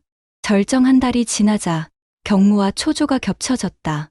라인에서 작은 사고가 났고 책임 소재를 둘러싼 회의에서 민재는 스스로를 더 몰아붙였다. 야간 근무 뒤 돌아온 새벽, 거실 불을 끄지 못한 채 소파에 웅크려 있던 그의 손에서 사원증이 바닥으로 떨어졌다. 전한성우는 그 손을 조용히 들어 올리며 서랍 깊숙이 넣어두었던 자신의 오래된 수첩을 꺼냈다. 아빠도 내 나이 때 승진 명단에서 3번 미끄러진 적이 있다. 그때 회사 계단을 오르내리며 내가 부족해서일까만 수백 번 되뇌었다. 그런데 버틴 끝에 알게 된 건 실력은 하루아침에 보이지 않고 태도와 관계가 먼저 보인다는 사실이었다. 그는 더 길게 말하지 않았다.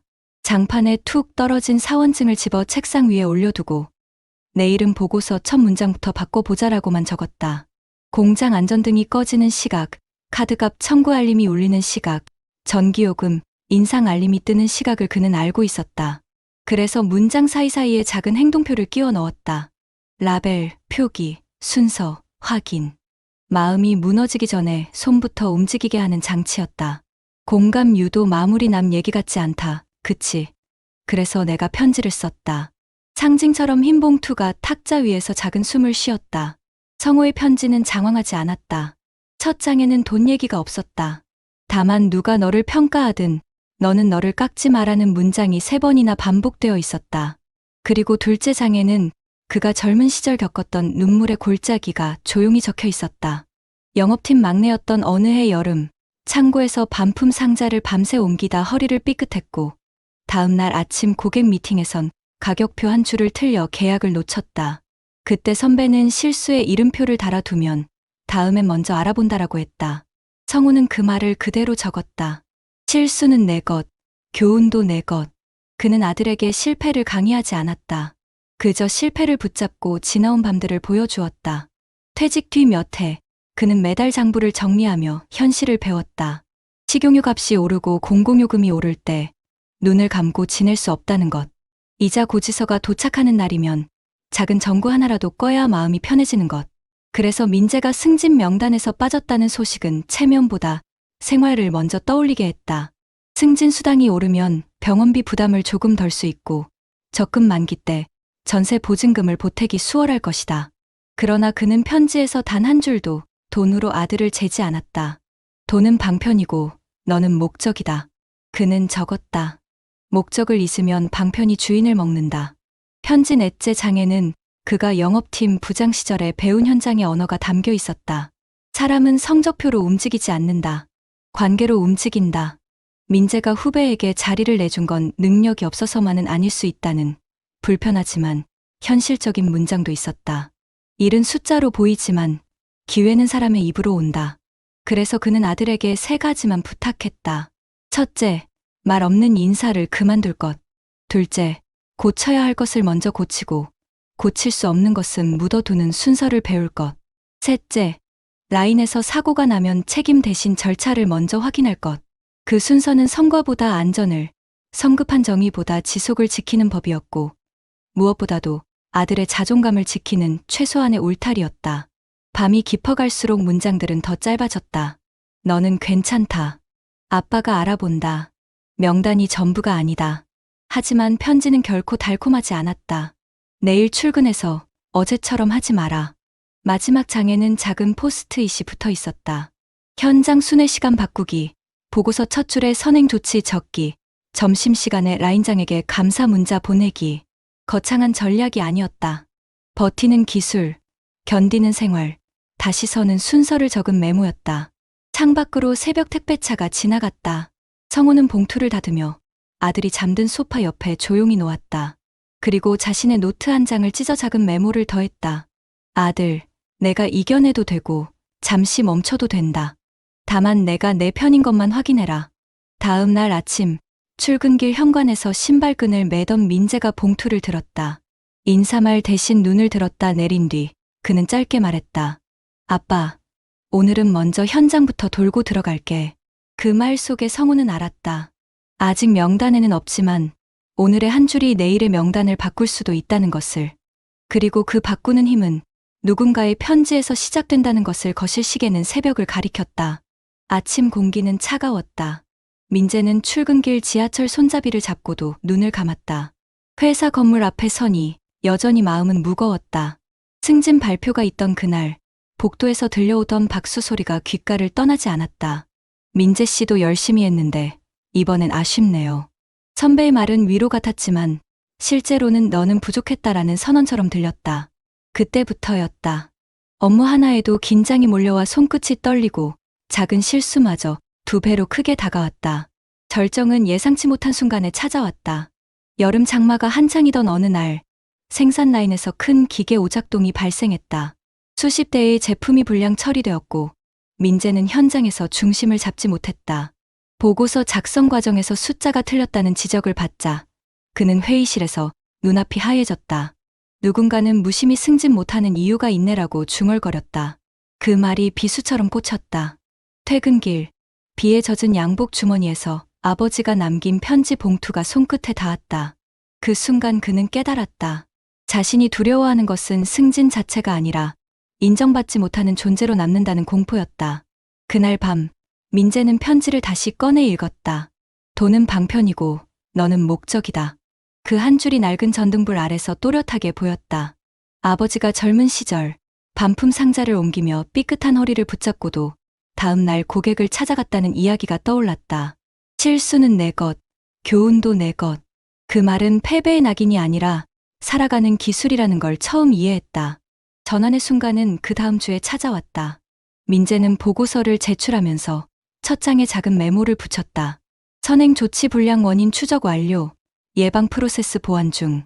이전에는 단순한 결과 보고서였지만 이번에는 과정과 개선을 담았다. 상사는 의외라는 듯 고개를 끄덕였다. 라인장에게는 점심시간에 짧은 감사 메시지를 보냈다. 어제 도움 주셔서 고맙습니다. 대단한 변화는 아니었지만 현장의 공기가 조금 달라졌다. 누군가 그에게 이번에는 잘했네라고 말했다. 그 짧은 문장이 그의 숨을 틔웠다. 그는 더 이상 승진 탈락을 끝으로 보지 않았다.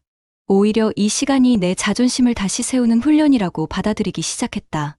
아버지가 편지에서 적었던 말처럼 명단이 전부가 아니다라는 사실을 확인했기 때문이다. 물론 현실은 여전히 팍팍했다. 기름값은 오르고 회사 식당 밥값도 올랐다. 하지만 그는 작은 메모 습관을 이어갔다. 라벨, 표기, 순서, 확인. 눈앞의 일을 붙잡아 두는 그 습관이 하루를 버티는 힘이 되었다. 시간은 조금씩 민재의 편이 되어 주었다. 2달 뒤, 그는 작은 프로젝트의 책임자로 발탁되었다. 정식 승진은 아니었지만 동료들과 의견을 조율하고 보고서를 대표로 발표하는 자리는 그에게 새로운 자존감을 심어주었다. 발표를 마친 뒤 박수 속에서 그는 무심코 다시 아버지의 봉투를 떠올렸다. 그 안에는 여전히 같은 문장들이 있었다. 너는 괜찮다. 아빠가 알아본다. 이제 민재는 아버지의 편지를 단순한 위로가 아니라 하나의 지침으로 읽는다. 실패는 내 것이지만 교훈도 내 것이다. 그 말이 그를 일으켜 세운 것이다. 그리고 그 편지를 건넨 아버지 역시 정년 후 퇴직금을 생활비와 대출 상환으로 거의 다 써버리면서도 꺾이지 않고 하루하루를 살아낸 증인이었다. 중소기업 영업팀 부장으로 화려한 성과는 없었지만 끝까지 버티며 회사를 지킨 아버지의 인생이 그 편지 한 장에 고스란히 담겨 있었다. 여러분, 이 이야기가 남 얘기 같으신가요? 사실 지금도 수많은 직장인들이 같은 고민 속에 살아가고 있습니다. 승진 탈락은 곧장 해고나 퇴직으로 이어지지 않아도 마음속에서는 이미 내가 밀려났다는 절망을 낳습니다. 하지만 기억해야 합니다. 명단은 사람을 결정하지 않습니다. 우리가 붙잡아야 할 건 자존감이고 그 자존감은 작은 메모, 한 줄의 편지, 누군가의 짧은 격려 속에서 다시 살아납니다. 아버지가 아들에게 전한 편지는 결국 이렇게 말하고 있었습니다. 명단에서 빠져도 내 삶에서 빠지지 마라. 이 메시지는 우리 모두에게 필요한 말이 아닐까요? 여러분 어떠시나요? 위의 사례는 정말 비참하고 서글픈 인생 아닌가요? 하지만 지금부터 소개해드리는 사례는 정반대의 선택으로 행복한 노후를 보내고 있는 분을 소개해드리겠습니다. 경기도 안산에 살고 있는 김상호 씨, 올해 66살입니다. 상호 씨는 한 대기업 전자부품 회사에서 영업관리팀장으로 정년퇴직을 했습니다. 특별히 눈에 띄는 성과가 있었던 건 아니었습니다. 늘 묵묵히 현장 직원들과 부딪히며 고객사와의 거래를 지켜내는 안전한 손 역할이었습니다. 젊은 시절 동료들 사이에서는 승진은 느리지만 안정적으로 간다는 말이 그의 별명이기도 했습니다. 퇴직을 앞두고 받은 퇴직금은 1억 5천만 원. 주변 동료들 가운데 일부는 이 돈으로 곧장 상가를 분양받거나 무리하게 음식점을 열었습니다. 하지만 상호 씨는 달랐습니다. 그는 회사에 다니던 시절부터 노후 대비를 조금씩 준비해 왔습니다. 30대 중반부터 꾸준히 적립식 펀드를 들었고 40대 초반에는 연금저축에 가입했습니다. 월급에서 빠져나가는 돈이 많아 당장은 빠듯했지만 그는 눈앞의 넉넉함보다 먼 미래의 안정이 더 중요하다는 생각을 버리지 않았습니다. 그렇다고 그의 인생이 항상 안정적이었던 것은 아닙니다. IMF 외환위기 때 회사 전체가 구조조정 칼바람을 맞았습니다. 함께 입사했던 동기 2명이 명예퇴직을 택했고 그중 1명은 퇴직금을 부동산 투자에 넣었다가 순식간에 날려버렸습니다. 그 모습을 본 상호 씨는 크게 충격을 받았습니다. 나도 언제든 잘릴 수 있다는 불안감이 뼛속 깊이 들어온 겁니다. 그날 이후 그는 생활 습관을 바꿨습니다. 불필요한 소비를 줄이고 아내와 함께 가계부를 꼼꼼히 적었습니다. 명절 때마다 무리하게 선물을 돌리던 것도 멈췄고 가족 외식도 한 달에 한 번으로 제한했습니다. 아이들 교육비가 가장 큰 부담이었지만 그는 빚내서 과한 사교육은 절대 하지 않는다는 원칙을 세웠습니다. 특히 50대 초반에 맞이한 건강위기는 그에게 또 다른 전환점이었습니다. 야근과 출장으로 위험이 심해져 병원에 입원했을 때 그는 돈은 다시 벌 수 있어도 건강은 되돌릴 수 없다는 사실을 절실히 느꼈습니다. 퇴원 이후 그는 술자리를 줄이고 주말마다 아내와 함께 동네 공원을 걷기 시작했습니다. 그 작은 습관은 시간이 지나며 그의 체력을 지켜주는 기반이 되었습니다. 2018년 부동산 시장이 한창 뜨거웠을 때 주변 지인들은 상호 씨에게 권했습니다. 퇴직 전에 미리 상가 하나 사두는 게 최고야. 나중에 임대료 받으면 연금보다 낫지. 실제로 같은 부서 후배 한 명은 대출을 끌어다 작은 상가를 샀습니다. 하지만 2023년 경기 침체와 함께 공실이 늘어나자 후배는 이자도 못 내 힘들어하는 모습을 보였습니다. 반면 상호 씨는 유혹을 뿌리쳤습니다. 그는 아내와 함께 긴 대화를 나눴습니다. 여보, 퇴직금은 절대 한 방에 날아갈 수 있는데 쓰지 말자. 안정적인 흐름이 필요해. 그래, 우리 나이엔 모험보다 확실한 게 좋아. 연금처럼 꾸준히 들어오는 게 있으면 마음이 편하지. 그는 결국 퇴직금을 안전자산과 연금 상품으로 나눠 넣었습니다. 일부는 은행 정기예금으로, 일부는 연금저축계좌에 추가 납입했습니다. 남은 돈은 생활비 비상금으로 두었습니다. 2025년 현재 물가는 꾸준히 오르고 있습니다. 전기요금과 가스요금 인상, 식료품 가격 상승은 많은 은퇴자들에게 큰 부담이 되고 있죠. 하지만 상호 씨 부부는 비교적 여유로운 생활을 이어가고 있습니다. 매달 국민연금과 연금저축에서 나오는 금액이 합쳐져 생활비를 충당할 수 있기 때문입니다. 무엇보다 큰 차이는 마음의 안정이었습니다. 같은 아파트 단지의 또래 이웃 중 일부는 여전히 아르바이트를 전전하거나 자녀에게 생활비를 의지하고 있었습니다. 하지만 상호 씨는 아침마다 텃밭에서 상추를 따고 아내와 함께 동네 작은 도서관에서 자원봉사를 다니며 시간을 보냈습니다. 손주가 놀러오면 준비해둔 저금통에서 용돈을 꺼내주는 재미도 있었습니다. 그는 종종 아내에게 이렇게 말하곤 합니다. 내가 예전에 무리해서 상가 투자했으면 지금 아마 집도 잃고 마음도 잃었을 거야. 아내는 웃으며 대답합니다. 당신이 미리 준비해둔 덕분에 지금 이렇게 웃는 거잖아요. 여러분, 상호 씨의 이야기는 결코 특별한 재능이나 운 덕분이 아닙니다. 그는 평범하게 회사에 다니며 작은 습관과 원칙을 지켜온 것뿐입니다. 다만 중요한 순간에 무리한 선택을 하지 않았고 안정을 최우선으로 삼았습니다. 그래서 그의 노후는 두려움보다 평온이 많습니다. 이웃의 어려움에 귀 기울일 수 있고 손주에게 미소 지어줄 수 있으며 무엇보다 스스로에게 나는 준비된 삶을 살고 있다고 말할 수 있습니다. 하지만 상호 씨의 노후에도 위기가 없었던 것은 아닙니다. 2022년 겨울 아내가 갑작스럽게 당뇨 합병증으로 병원에 입원하게 되었습니다. 매달 들어가는 약값과 치료비가 생각보다 컸습니다. 당시 물가 상승으로 장바구니 물가가 치솟고 난방비 고지서는 예년에 2배 가까이 불어났습니다. 주변 친구들은 그에게 조언했습니다. 이럴 때는 가지고 있는 자산을 조금 풀어야지. 집을 담보로 대출받아서라도 병원비를 마련해야 한다니까. 다른 지인은 이렇게 말했습니다. 나 같으면 지금이라도 상가 하나 사서 임대 돌리지. 치료비는 임대료로 해결하면 되잖아. 순간 상호 씨도 흔들렸습니다. 퇴직금으로 남겨둔 예금이 점점 줄어드는 걸 보면서 마음 한켠에 불안이 몰려왔기 때문입니다. 하지만 그는 결국 큰 결정을 내리지 않았습니다. 이유는 단순했습니다. 내가 지금 무리한 선택을 하면 나중에 더 큰 구멍이 날 수 있다. 그는 아내와 상의한 끝에 치료비는 국민연금과 연금저축에서 나오는 현금 흐름 안에서 조정하기로 했습니다. 생활비를 줄이고 여가 지출을 아끼고 대신 건강 회복에 집중하기로 한 것입니다. 그 결정은 쉽지 않았지만 시간이 지나며 옳았다는 것을 알게 되었습니다. 아내는 재활치료를 거쳐 건강을 어느 정도 회복했고 두 사람은 생활 습관을 바꾸면서 지출을 다시 관리할 수 있었습니다. 아내가 회복한 뒤 두 사람은 새로운 습관을 만들었습니다. 매일 아침 함께 걷기, 주말마다 텃밭 돌보기, 그리고 손주와 시간을 보내는 것.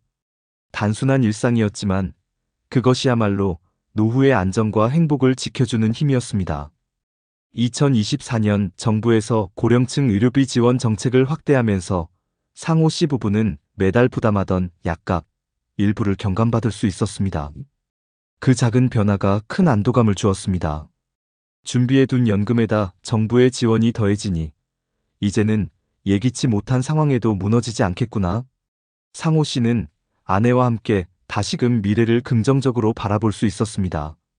그는 동네 주민센터에서 진행하는 금융교육에도 꾸준히 참여했습니다. 거기서 만난 또래 친구들과 경험을 나누며 노후에는 소득의 크기보다 소득의 안정성이 중요하다는 점을 다시 확인했습니다. 많은 이웃이 무리한 투자로 고생하고 있다는 이야기를 들을 때마다 상호 씨는 스스로에게 다짐했습니다. 나는 잘 버텼다. 그리고 앞으로도 이 길을 지켜야 한다. 여러분, 상호 씨의 삶은 극적으로 드라마틱하지 않습니다. 그저 평범한 직장인으로 살다가 조금 일찍부터 노후 준비를 시작했고 무리하지 않았을 뿐입니다. 하지만 그 차이가 노후의 무게를 완전히 달라지게 만들었습니다. 지금도 많은 사람들이 비슷한 갈림길에 서 있습니다. 퇴직금을 어디에 써야 할지 고민하고 눈앞의 이익에 흔들리며 불안 속에서 결정을 내립니다. 하지만 상호 씨의 이야기가 보여주듯 안정과 준비를 선택한 사람에게는 위기가 와도 다시 설 수 있는 힘이 있습니다. 그는 손주가 놀러 올 때마다 이런 말을 자주 합니다. 할아버지가 젊었을 때 한 번의 유혹에 흔들렸다면 너에게 줄 용돈도 웃음도 없었을 거야. 이 말 속에는 단순한 자랑이 아니라 긴 세월을 버티며 배운 교훈이 담겨 있습니다. 여러분, 노후의 행복은 결코 우연히 오지 않습니다. 준비한 만큼, 그리고 무리하지 않은 만큼 다가옵니다.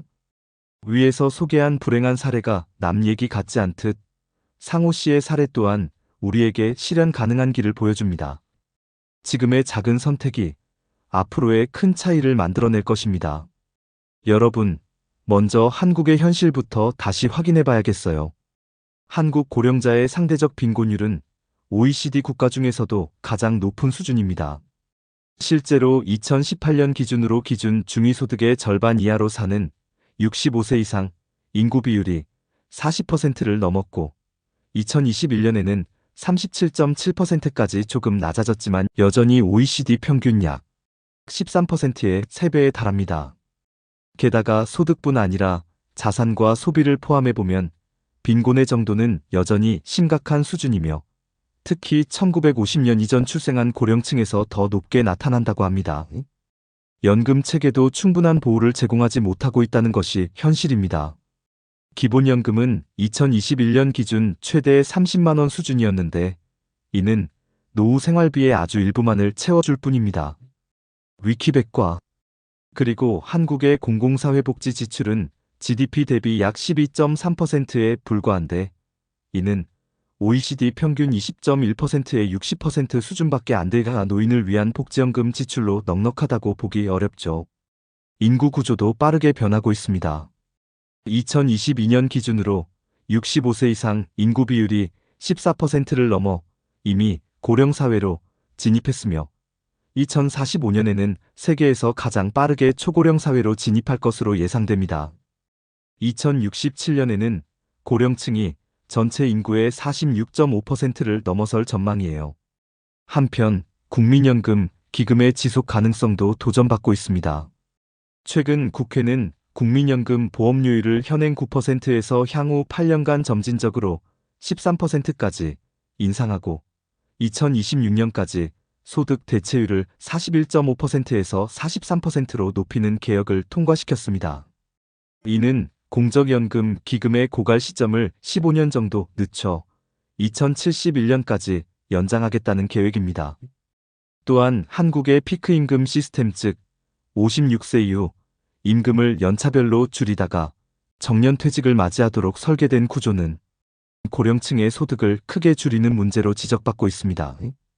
60세 이상 노동자 중 약 70%가 불안정 고용 상태에 있고 65세 이상 고령자의 약 38%는 빈곤선 이하 소득으로 살아간다는 통계도 있습니다.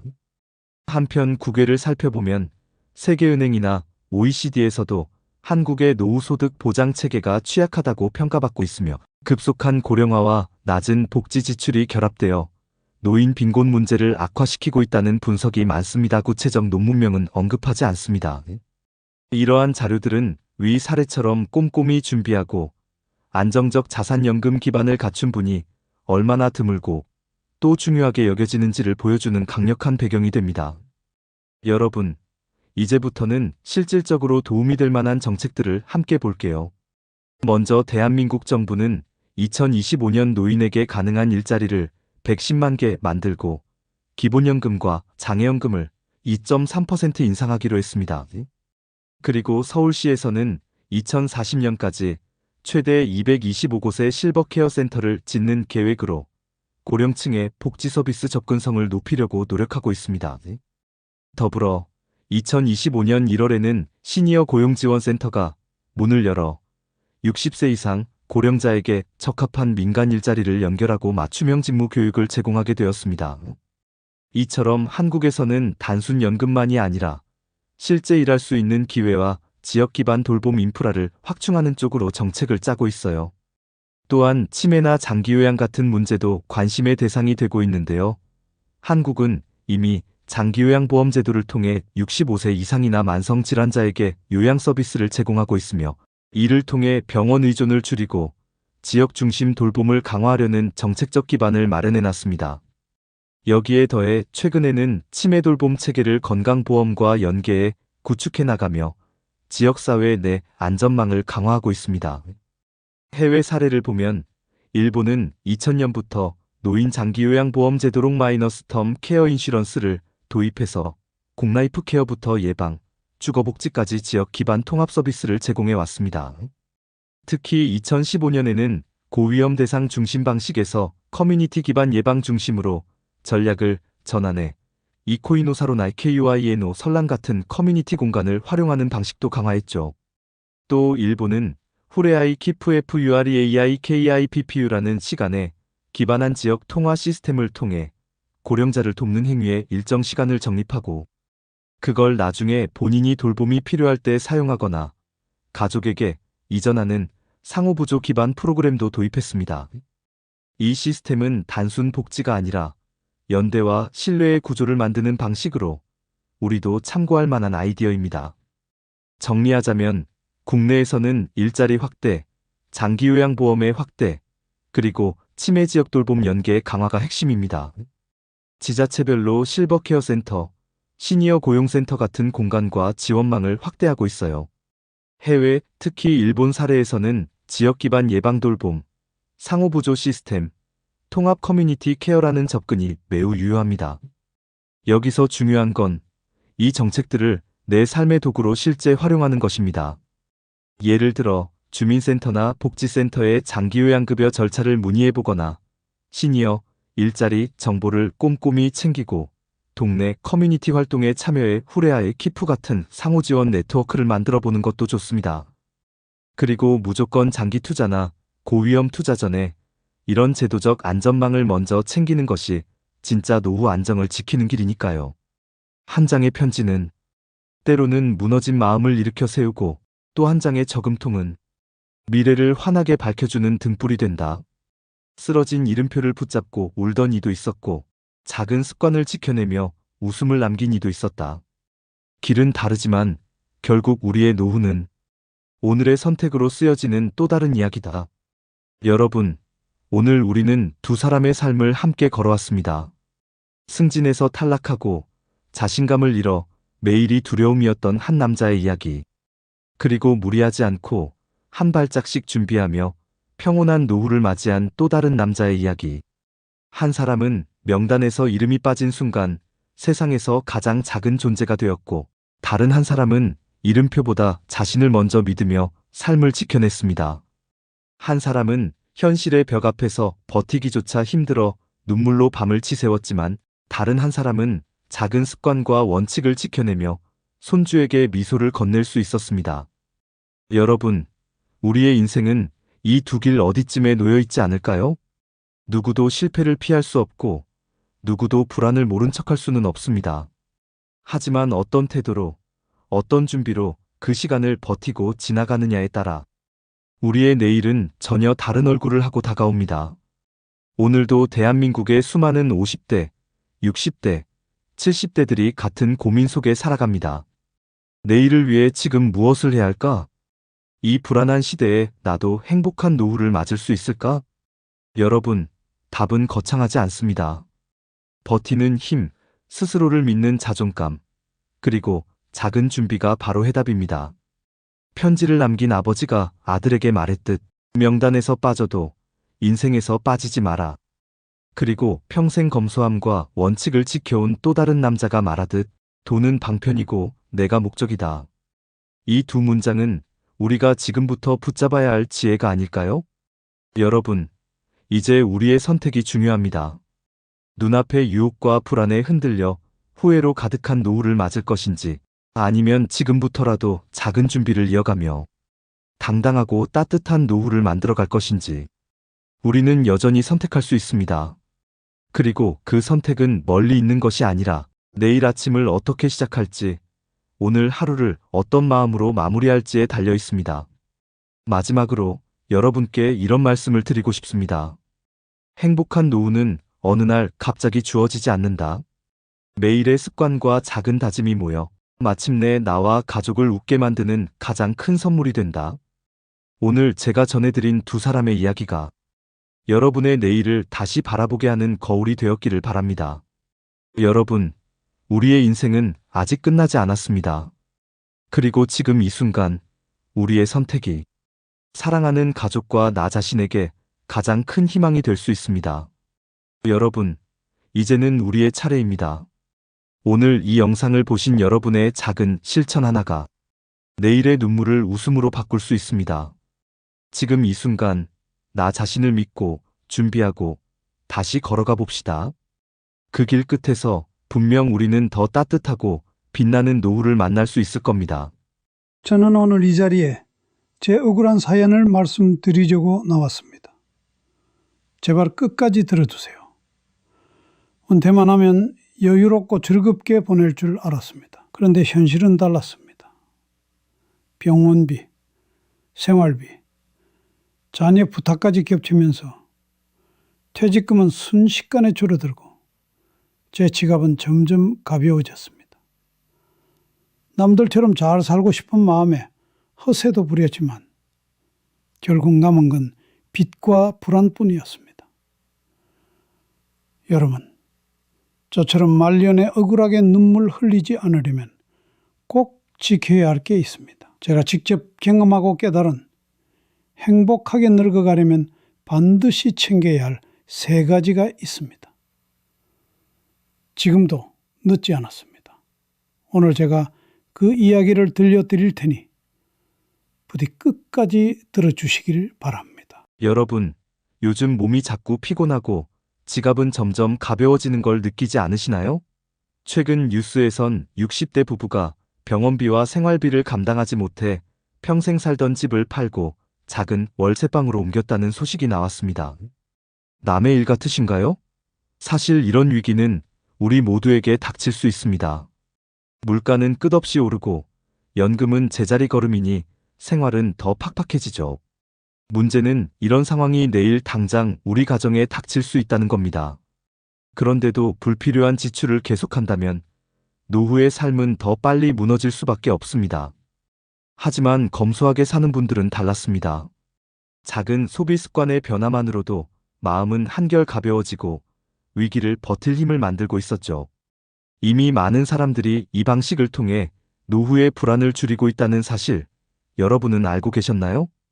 본격적인 영상 시작 전에 구독과 좋아요는 영상 제작에 정말로 큰 힘이 됩니다. 김영수 씨, 올해 68. 한때 대기업 임원으로 이름이 오르내리던 사람이었습니다. 영수 씨는 30살 무렵부터 한 대기업에 입사해 30여 년간 한 길만 걸었습니다. 매일 새벽같이 일어나 양복을 입고 출근했고 회의와 보고로 하루를 채웠습니다. 그 덕분에 아이 둘을 대학까지 무난히 보냈고 주변에서도 성공한 가장이라 불렸습니다. 퇴직을 앞두던 해 회사에서는 공로를 인정해 송별회를 열어주었습니다. 그리고 통장에는 퇴직금 약 1억 5천만 원이 들어왔습니다. 이 정도면 노후도 괜찮겠지라는 안도감이 스스로에게 위로가 되었죠. 아내와는 여행도 다니고 손주 태어나면 자주 봐주자는 대화를 나눴습니다. 그때까지는 모든 게 평범했고 미래는 밝아 보였습니다. 영수 씨의 책상 서랍에는 오래된 가계부 한 권이 있었습니다. 회사 다니던 시절부터 아내와 함께 쓴 낡은 공책, 빼곡한 숫자와 메모가 담긴 그것은 늘 집안의 살림을 지탱해온 상징 같은 존재였습니다. 하지만 은퇴 이후 그 낡은 가계부에 적히는 글씨는 점점 불안과 한숨으로 채워지기 시작했습니다. 퇴직 후 첫 해는 그럭저럭 괜찮았습니다. 모아둔 퇴직금 일부로 오래된 아파트 대출을 청산했고 남은 돈은 정기예금과 펀드에 넣었습니다. 국민연금도 매달 100만 원 남짓 들어왔습니다. 우리 생활비는 충분해라는 자신감이 있었습니다. 하지만 문제는 금세 찾아왔습니다. 첫째, 물가였습니다. 2025년 현재 생활물가가 가파르게 오르고 있습니다. 전기세와 가스비는 지난해보다 10% 넘게 올랐고 마트에서 장을 볼 때마다 장바구니는 가벼운데 계산서는 더 무거워졌습니다. 3만 원이면 충분했는데 요즘은 5만 원을 써도 모자라네라는 말이 아내의 입에서 자주 흘러나왔습니다. 둘째, 자녀 지원이었습니다. 직장을 다니던 딸이 둘째 아이를 낳으면서 육아휴직을 했고 소득이 줄었습니다. 사위도 작은 회사에서 일하다 보니 여유가 없었습니다. 그래서 손주 교육비와 병원비가 자연스레 김영수 씨 부부의 몫이 되었습니다. 아빠, 이번 달만 조금 도와줄 수 있어요? 라는 딸의 부탁에 차마 거절하지 못했습니다. 처음에는 몇십만 원이었지만 몇 달이 지나자 매달 고정지출처럼 굳어졌습니다. 셋째, 건강이었습니다. 60이 넘으면서 영수 씨도 아내도 병원을 찾는 횟수가 늘었습니다. 혈압약, 당뇨약, 정기검진 비용이 꾸준히 나갔습니다. 특히 아내가 갑자기 무릎 통증으로 수술을 받으면서 예금 통장에서 수백만 원이 빠져나갔습니다. 그 순간 낡은 가계부에 적힌 적자라는 글씨는 더 굵고 선명해졌습니다. 영수 씨는 불안해졌습니다. 퇴직금이 금방 줄어드는구나. 이러다 몇 년 못 버티겠어. 매일 아침 커피를 마시며 가계부를 펼칠 때마다 그는 자신도 모르게 한숨을 내쉬었습니다. 그런데 진짜 문제는 돈 그 자체가 아니었습니다. 주변과의 비교였습니다. 예전 회사 동료 모임에 나가면 친구들은 여전히 잘난 척을 했습니다. 나는 퇴직금으로 지방에 빌딩 하나 샀어. 골프 멤버십에 가입했지. 매주 필드에 나가. 술잔이 돌 때마다 나오는 이야기는 부러움과 허세로 가득했습니다.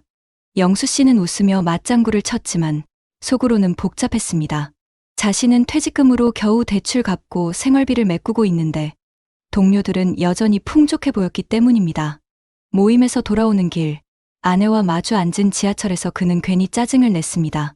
당신은 왜 그렇게 장을 많이 보나? 꼭 필요한 것만 사라고 했잖아. 하지만 그 짜증은 사실 아내를 향한 게 아니었습니다. 남들 앞에서 작아진 자신을 감추려는 허세의 그림자였습니다. 아내는 낡은 가계부를 가만히 내밀며 말했습니다. 여보, 우리가 남하고 비교할 처지가 아니잖아요. 이거 좀 보세요. 이번 달도 이미 마이너스예요. 그 순간 낡은 가계부의 구겨진 모서리와 희미해진 글씨가 유난히 선명하게 보였습니다. 마치 그 안에 지금까지 살아온 삶과 앞으로의 불안이 한꺼번에 눌려있는 듯했습니다. 문제는 여기서 끝나지 않았습니다. 아들 부부가 이사하면서 전세 보증금을 올려야 했는데 돈이 부족하다며 도움을 요청했습니다. 아버지, 이번 한 번만 좀 보태주시면 안 될까요?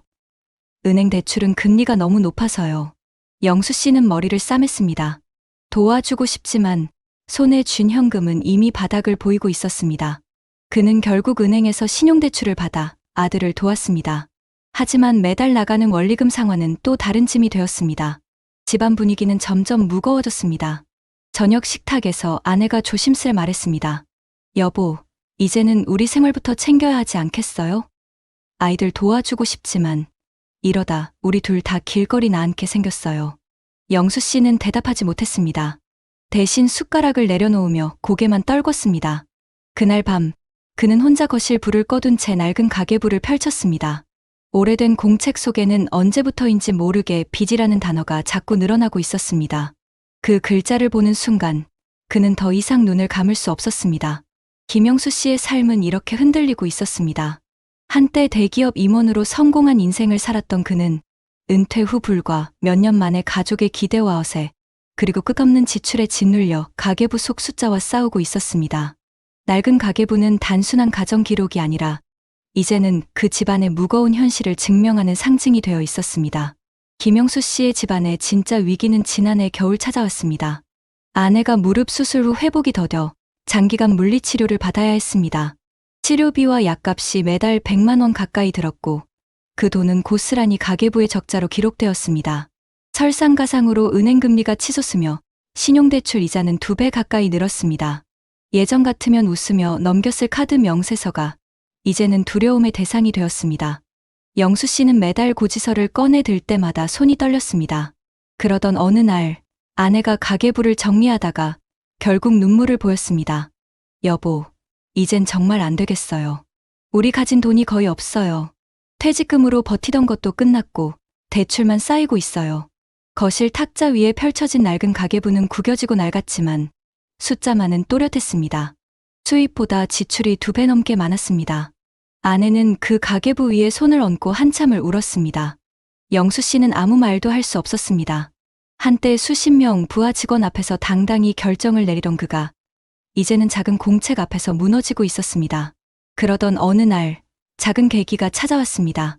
동네 복지관에서 열리는 무료 재무 교육 프로그램을 우연히 알게 된 겁니다. 마지못해 참석했지만 거기서 강사가 한 말이 가슴을 깊게 파고들었습니다. 은퇴 후 가장 위험한 건 돈이 없는 게 아닙니다. 비교와 허세 때문에 있는 돈까지 잃어버리는 겁니다. 검소하게 사는 습관이야말로 노후의 안전망입니다. 그날 집에 돌아온 영수 씨는 다시 낡은 가계부를 펼쳤습니다. 이번에는 다른 시선이었습니다. 그동안 채워진 적자와 빚, 그리고 허세로 인한 과소비가 선명하게 보였습니다. 그는 아내와 함께 가계부를 다시 쓰기로 했습니다. 불필요한 외식, 자녀에게 무리하게 도와준 생활비, 모임 자리에서의 체면치레 같은 지출을 줄이기로 약속했습니다. 아내는 말했습니다. 여보, 우리 이제는 단순하게 삽시다. 집에서 먹는 된장찌개가 파인다이닝이에요. 그거면 충분해요. 그 말에 영수 씨는 처음으로 깊은 숨을 내쉬며 고개를 끄덕였습니다. 김영수 씨의 삶은 아직 넉넉하지 않습니다. 여전히 대출이 남아있고 병원비도 매달 나갑니다. 하지만 달라진 건 마음가짐이었습니다. 허세와 비교의 굴레에서 벗어나 검소함 속에서 편안함을 찾기 시작한 것입니다. 그의 낡은 가계부에는 여전히 빼곡한 숫자가 적혀 있습니다. 하지만 이제는 적자와 한숨 대신 작은 절약과 소박한 기쁨이 기록되고 있습니다. 오늘은 외식 대신 집밥, 이만큼 절약. 손주 선물은 장난감 대신 함께 산책. 이런 메모들이 그의 노후를 조금씩 바꾸고 있었습니다. 여러분, 이 이야기가 남의 일처럼 들리시나요? 사실 우리 모두의 이야기일 수 있습니다. 물가가 오르고 의료비가 늘어나고 자녀 지원까지 이어지는 현실에서 검소함은 단순한 선택이 아니라 생존의 지혜입니다. 허세를 버리고 비교를 내려놓고 내 가계부 속에서 진짜 행복을 찾아야 합니다. 남들이 가진 것보다 내가 지켜야 할 삶에 집중할 때 비로소 마음이 편안해집니다. 낡은 가계부 한 권에서 시작된 김영수 씨의 깨달음은 이렇게 말해주고 있습니다. 검소함은 나를 지켜주는 가장 든든한 무기다. 여러분 어떠시나요? 위의 사례는 정말 비참하고 서글픈 인생 아닌가요? 하지만 지금부터 소개해드리는 사례는 정반대의 선택으로 행복한 노후를 보내고 있는 분을 소개해드리겠습니다. 주인공은 올해 70살이 된 최성호 씨입니다. 성호 씨는 평생을 시청에서 공무원으로 근무했습니다. 젊었을 때부터 화려하지는 않았지만 늘 성실하게 자리를 지켰습니다. 월급은 많지 않았지만 그는 늘 내가 버는 만큼만 쓴다는 원칙을 지켰습니다. 퇴직을 앞두던 해 그는 별도의 퇴직금은 받지 않았습니다. 대신 매달 국민연금과 더불어 공무원연금에서 약 150만 원이 꾸준히 들어오기 시작했습니다. 큰 돈은 아니지만 이 돈이 평생 끊이지 않고 나온다는 사실이 그의 마음을 든든하게 했습니다. 그의 아내는 늘 작은 가계부를 챙겼습니다. 가죽 표지가 벗겨지고 종이가 누렇게 바랬지만 거기엔 30년 넘는 세월 동안의 지출 내역이 꼼꼼히 적혀 있었습니다. 주변 친구들이 대출을 내서 차를 바꾸고 해외여행을 다녀올 때도 성호 씨 부부는 그 가계부를 보며 우리 형편에 맞게 살자고 서로 다짐했습니다. 물론 성호 씨의 삶이 처음부터 순탄했던 것은 아닙니다. 퇴직 직후 그에게도 위기가 닥쳤습니다. 첫째는 자녀 문제였습니다. 아들이 결혼을 앞두고 아버지, 요즘 집값이 너무 올라서 전세금이 부족해요. 좀 도와주실 수 있나요? 라며 부탁해 왔습니다. 2025년 현재 수도권 전세값은 여전히 고공행진 중입니다. 주변 동년배들은 퇴직금이나 노후 자금을 꺼내 자식 집에 보태주느라 허덕이고 있었습니다. 하지만 성호 씨는 아들에게 단호하게 말했습니다. 아들아, 우리가 가진 건 노후 생활비야. 내 결혼은 네가 책임져야 한다. 대신 아빠가 도와줄 수 있는 건 조언과 경험이지 돈은 아니야. 아들은 처음엔 서운해했지만 결국 스스로 대출을 알아보고 신혼집을 마련했습니다. 그 선택 덕분에 성호 씨 부부의 노후 자금은 그대로 지켜질 수 있었습니다. 둘째는 건강 문제였습니다. 성호 씨도 60을 넘기면서 혈압약을 먹기 시작했습니다. 병원비와 약값이 매달 늘어났지만 그는 큰 위기를 맞지는 않았습니다.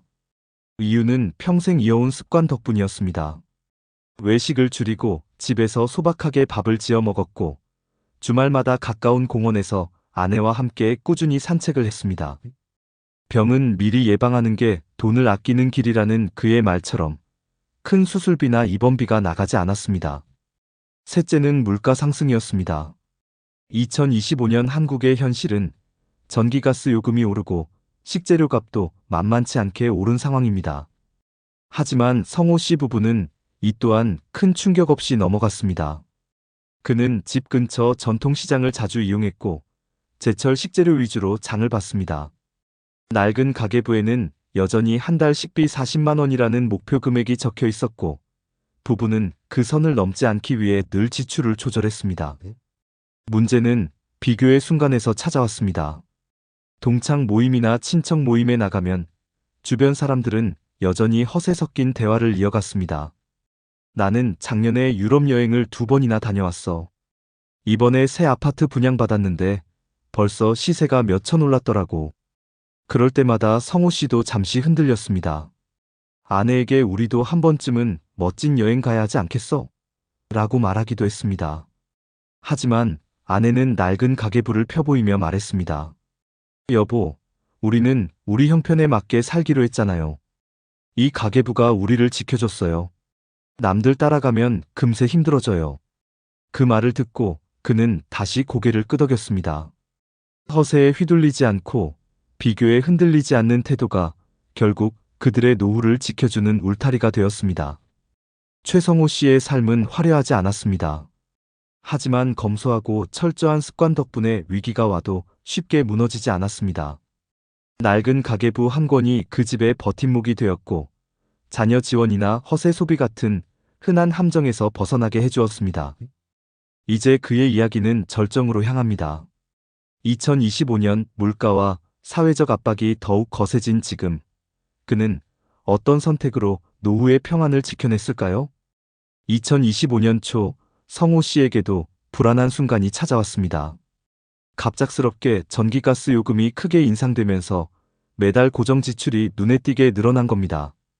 주변 친구들은 모임에서 요즘은 전기세 내느라 미칠 지경이야.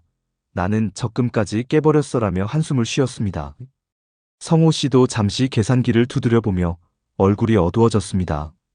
공무원 연금과 국민연금에서 들어오는 돈이 매달 합쳐 약 150만 원 남짓. 여기에 식비, 관리비, 교통비, 의료비를 더하면 사실상 남는 게 없었습니다.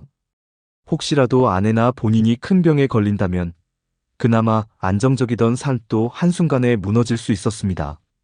그날 저녁 아내와의 대화가 길어졌습니다. 여보, 우리 이제는 진짜 더 아껴야겠어요. 전기 사용 줄이고 가끔 켜던 전기장판도 최소한으로 쓰고. 맞아. 대신 올겨울은 옷을 더 껴입자. 건강만 유지하면 돈 쓸 일도 줄어들 거야. 두 사람은 웃으며 서로를 다독였지만 그 속에는 위기에 대한 긴장감이 자리하고 있었습니다. 그러나 중요한 건 그들은 여전히 가계부 안에서 길을 찾고 있었다는 점입니다. 낡은 가계부의 빈칸에는 그날도 작은 글씨가 적혔습니다. 이번 달 난방비 절약 옷 겹쳐 입기. 하루 전기 사용 3시간 줄이기. 시간이 흘러 봄이 되자 그들의 생활 방식이 점점 달라졌습니다. 아침마다 동네 뒷산을 오르며 건강을 지켰고 장을 볼 때는 마트 대신 전통시장을 이용했습니다. 주변에서 아이고, 아직도 시장 보러 다니세요? 라며 농담 섞인 말을 해도 성호 씨 부부는 웃어넘겼습니다. 그 선택이 지갑을 지켜주고 무엇보다 마음을 가볍게 한다는 사실을 알았기 때문입니다. 가장 큰 변화는 자녀들과의 관계에서 나타났습니다. 아들은 여전히 힘들 때 도움을 청하고 싶어 했지만 성호 씨는 늘 같은 대답을 했습니다. 아들아, 아빠는 내 삶을 대신 살아줄 수 없어. 내 가정을 네가 지켜야지. 다만 우리 집은 늘 네가 쉴 수 있는 곳이야. 금전적 지원은 하지 않았지만 대신 함께 시간을 보내며 정서적 지지를 아끼지 않았습니다. 손주와 공원에서 놀아주고 주말마다 가족이 모여 집밥을 나눠 먹었습니다. 화려한 외식은 아니었지만 따뜻한 된장찌개 한 그릇이 오히려 가족의 마음을 단단히 묶어주었습니다. 이제 70을 넘긴 성호 씨 부부의 삶은 화려하지 않습니다. 그들에게는 고급 아파트도 해외여행 사진도 없습니다. 하지만 매달 연금이 꾸준히 들어오고 지출은 가계부로 철저히 관리되고 있습니다. 그 덕분에 불안보다는 평안이, 허세보다는 만족이 자리했습니다. 성호 씨는 이렇게 말하곤 합니다. 남들 따라가려고 허세 부렸으면 우리도 벌써 무너졌을 거야. 검소하게 살았기에 지금 이렇게 편안히 웃을 수 있는 거지. 낡은 가계부에는 여전히 빼곡한 기록이 이어지고 있습니다. 이번 달 의료비 절약 예방검진 미리 신청. 외식 대신 집밥 10회 성공. 이런 작은 기록들이 쌓여 그의 노후를 지탱하는 버팀목이 되고 있었습니다.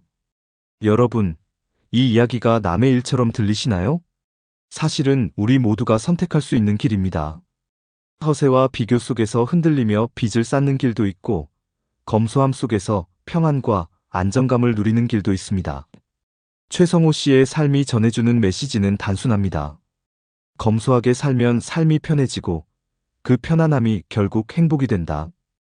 여러분, 실제로 우리나라 통계청의 2023년 사회조사에 따르면 10명 중 7명이 노후를 준비하고 있다고 응답했는데 그 준비 방식으로 국민연금이 가장 많았고 특히 60세 이상 고령자 4명 중 3명은 본인이나 배우자의 소득으로 생활비를 마련한다는 현실이 드러났습니다.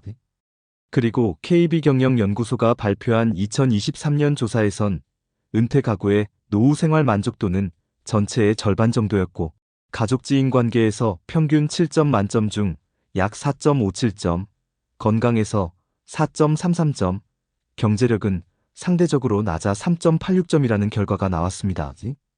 이는 노후의 경제 안정뿐 아니라 건강과 따뜻한 관계 유지가 삶의 만족도를 높이는 핵심 요소임을 말해주고 있습니다.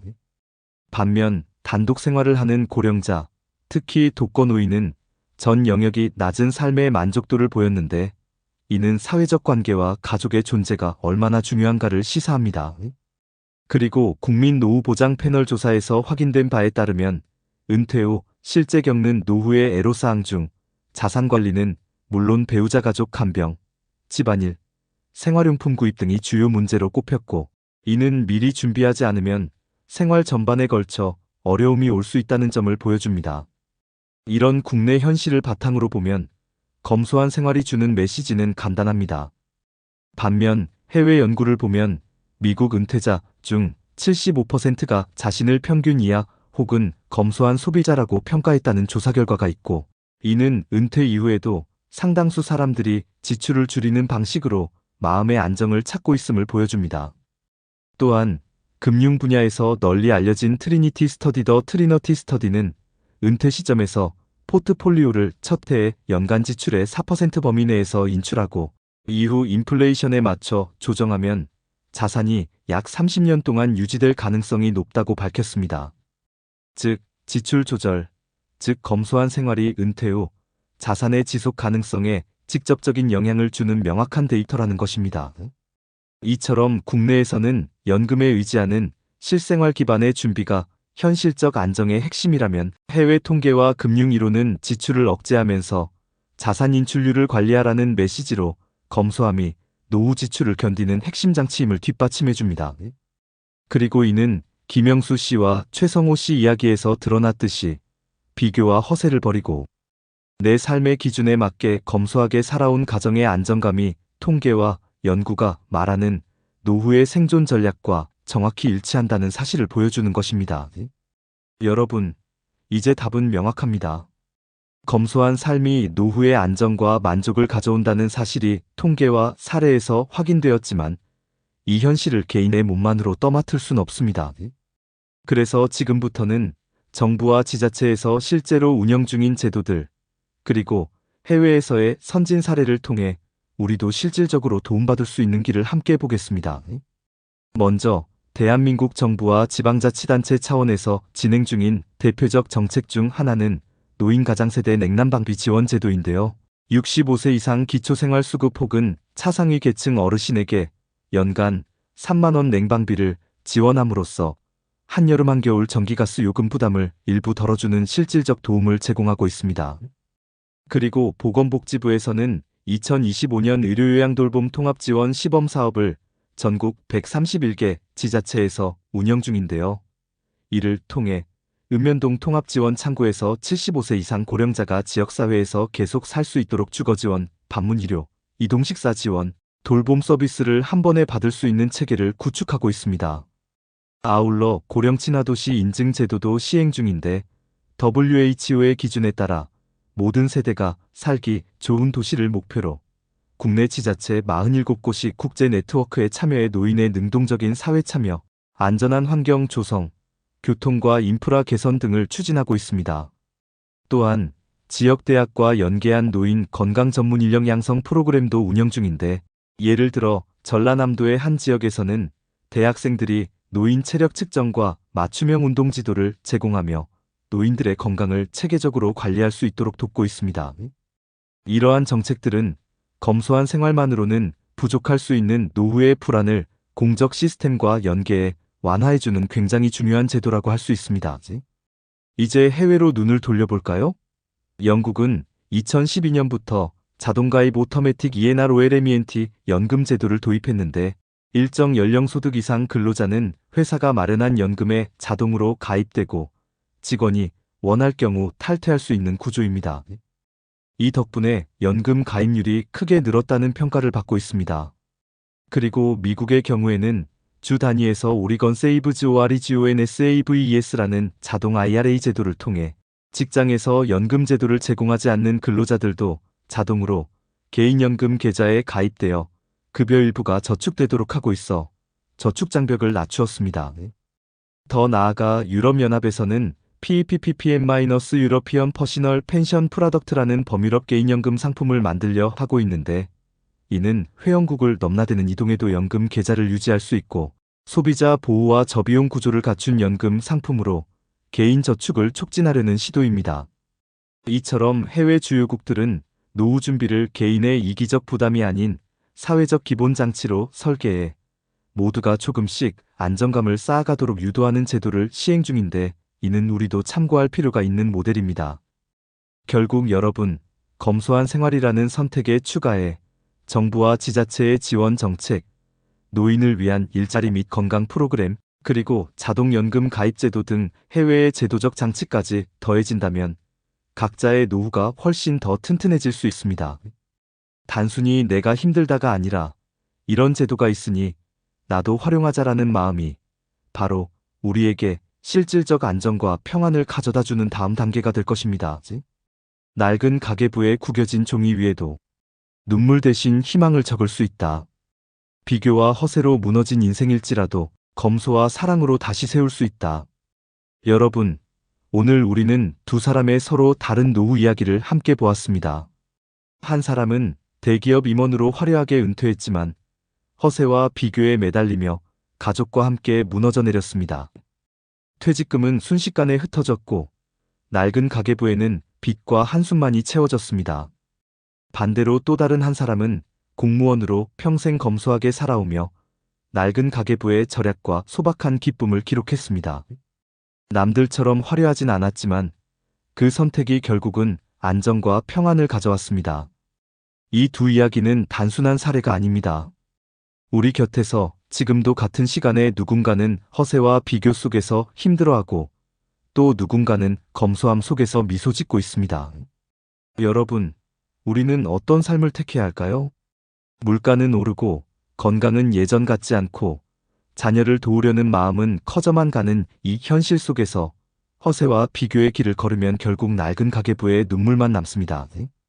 하지만 작은 절약, 소박한 밥상, 그리고 서로를 아끼는 마음으로 살아간다면 같은 낡은 가계부 속에서도 웃음과 평안이 기록될 수 있습니다. 한때는 사회에서 인정받고 존경받던 사람들이 은퇴 후 몇 년도 되지 않아 길을 잃고 쓰러져가는 모습을 우리는 너무 자주 봅니다. 그 이유는 단순합니다. 남과 비교하는 마음이 우리를 무너뜨리는 것이죠.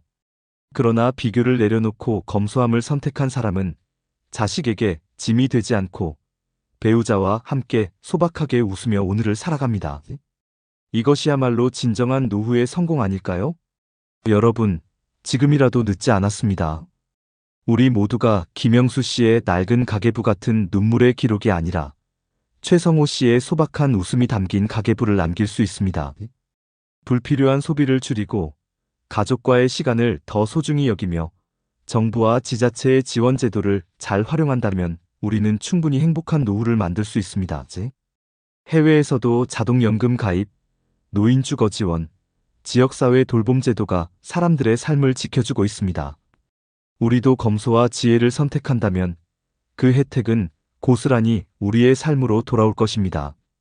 여러분, 인생의 마지막은 화려한 불꽃놀이가 아니라 따뜻한 불빛 아래 가족과 함께 웃는 시간입니다. 그 웃음을 지켜내는 힘은 돈이 아니라 검소한 삶 속에서 생겨난 평안과 사랑입니다. 오늘 이 영상을 보신 여러분, 이제는 선택해야 합니다. 허세와 비교로 흔들리며 쓰러지는 길이 아니라 검소와 절약 속에서 웃으며 살아가는 길을요. 우리의 선택이 우리의 낡은 가계부를 눈물의 기록이 아니라 행복의 연대기로 바꾸어 줄 것입니다. 부디 오늘 이후 여러분의 삶이 더 검소해지고 더 단순해지며 그 안에서 더 큰 행복을 찾기를 진심으로 바랍니다. 그 행복이 바로 여러분의 손에 달려 있습니다.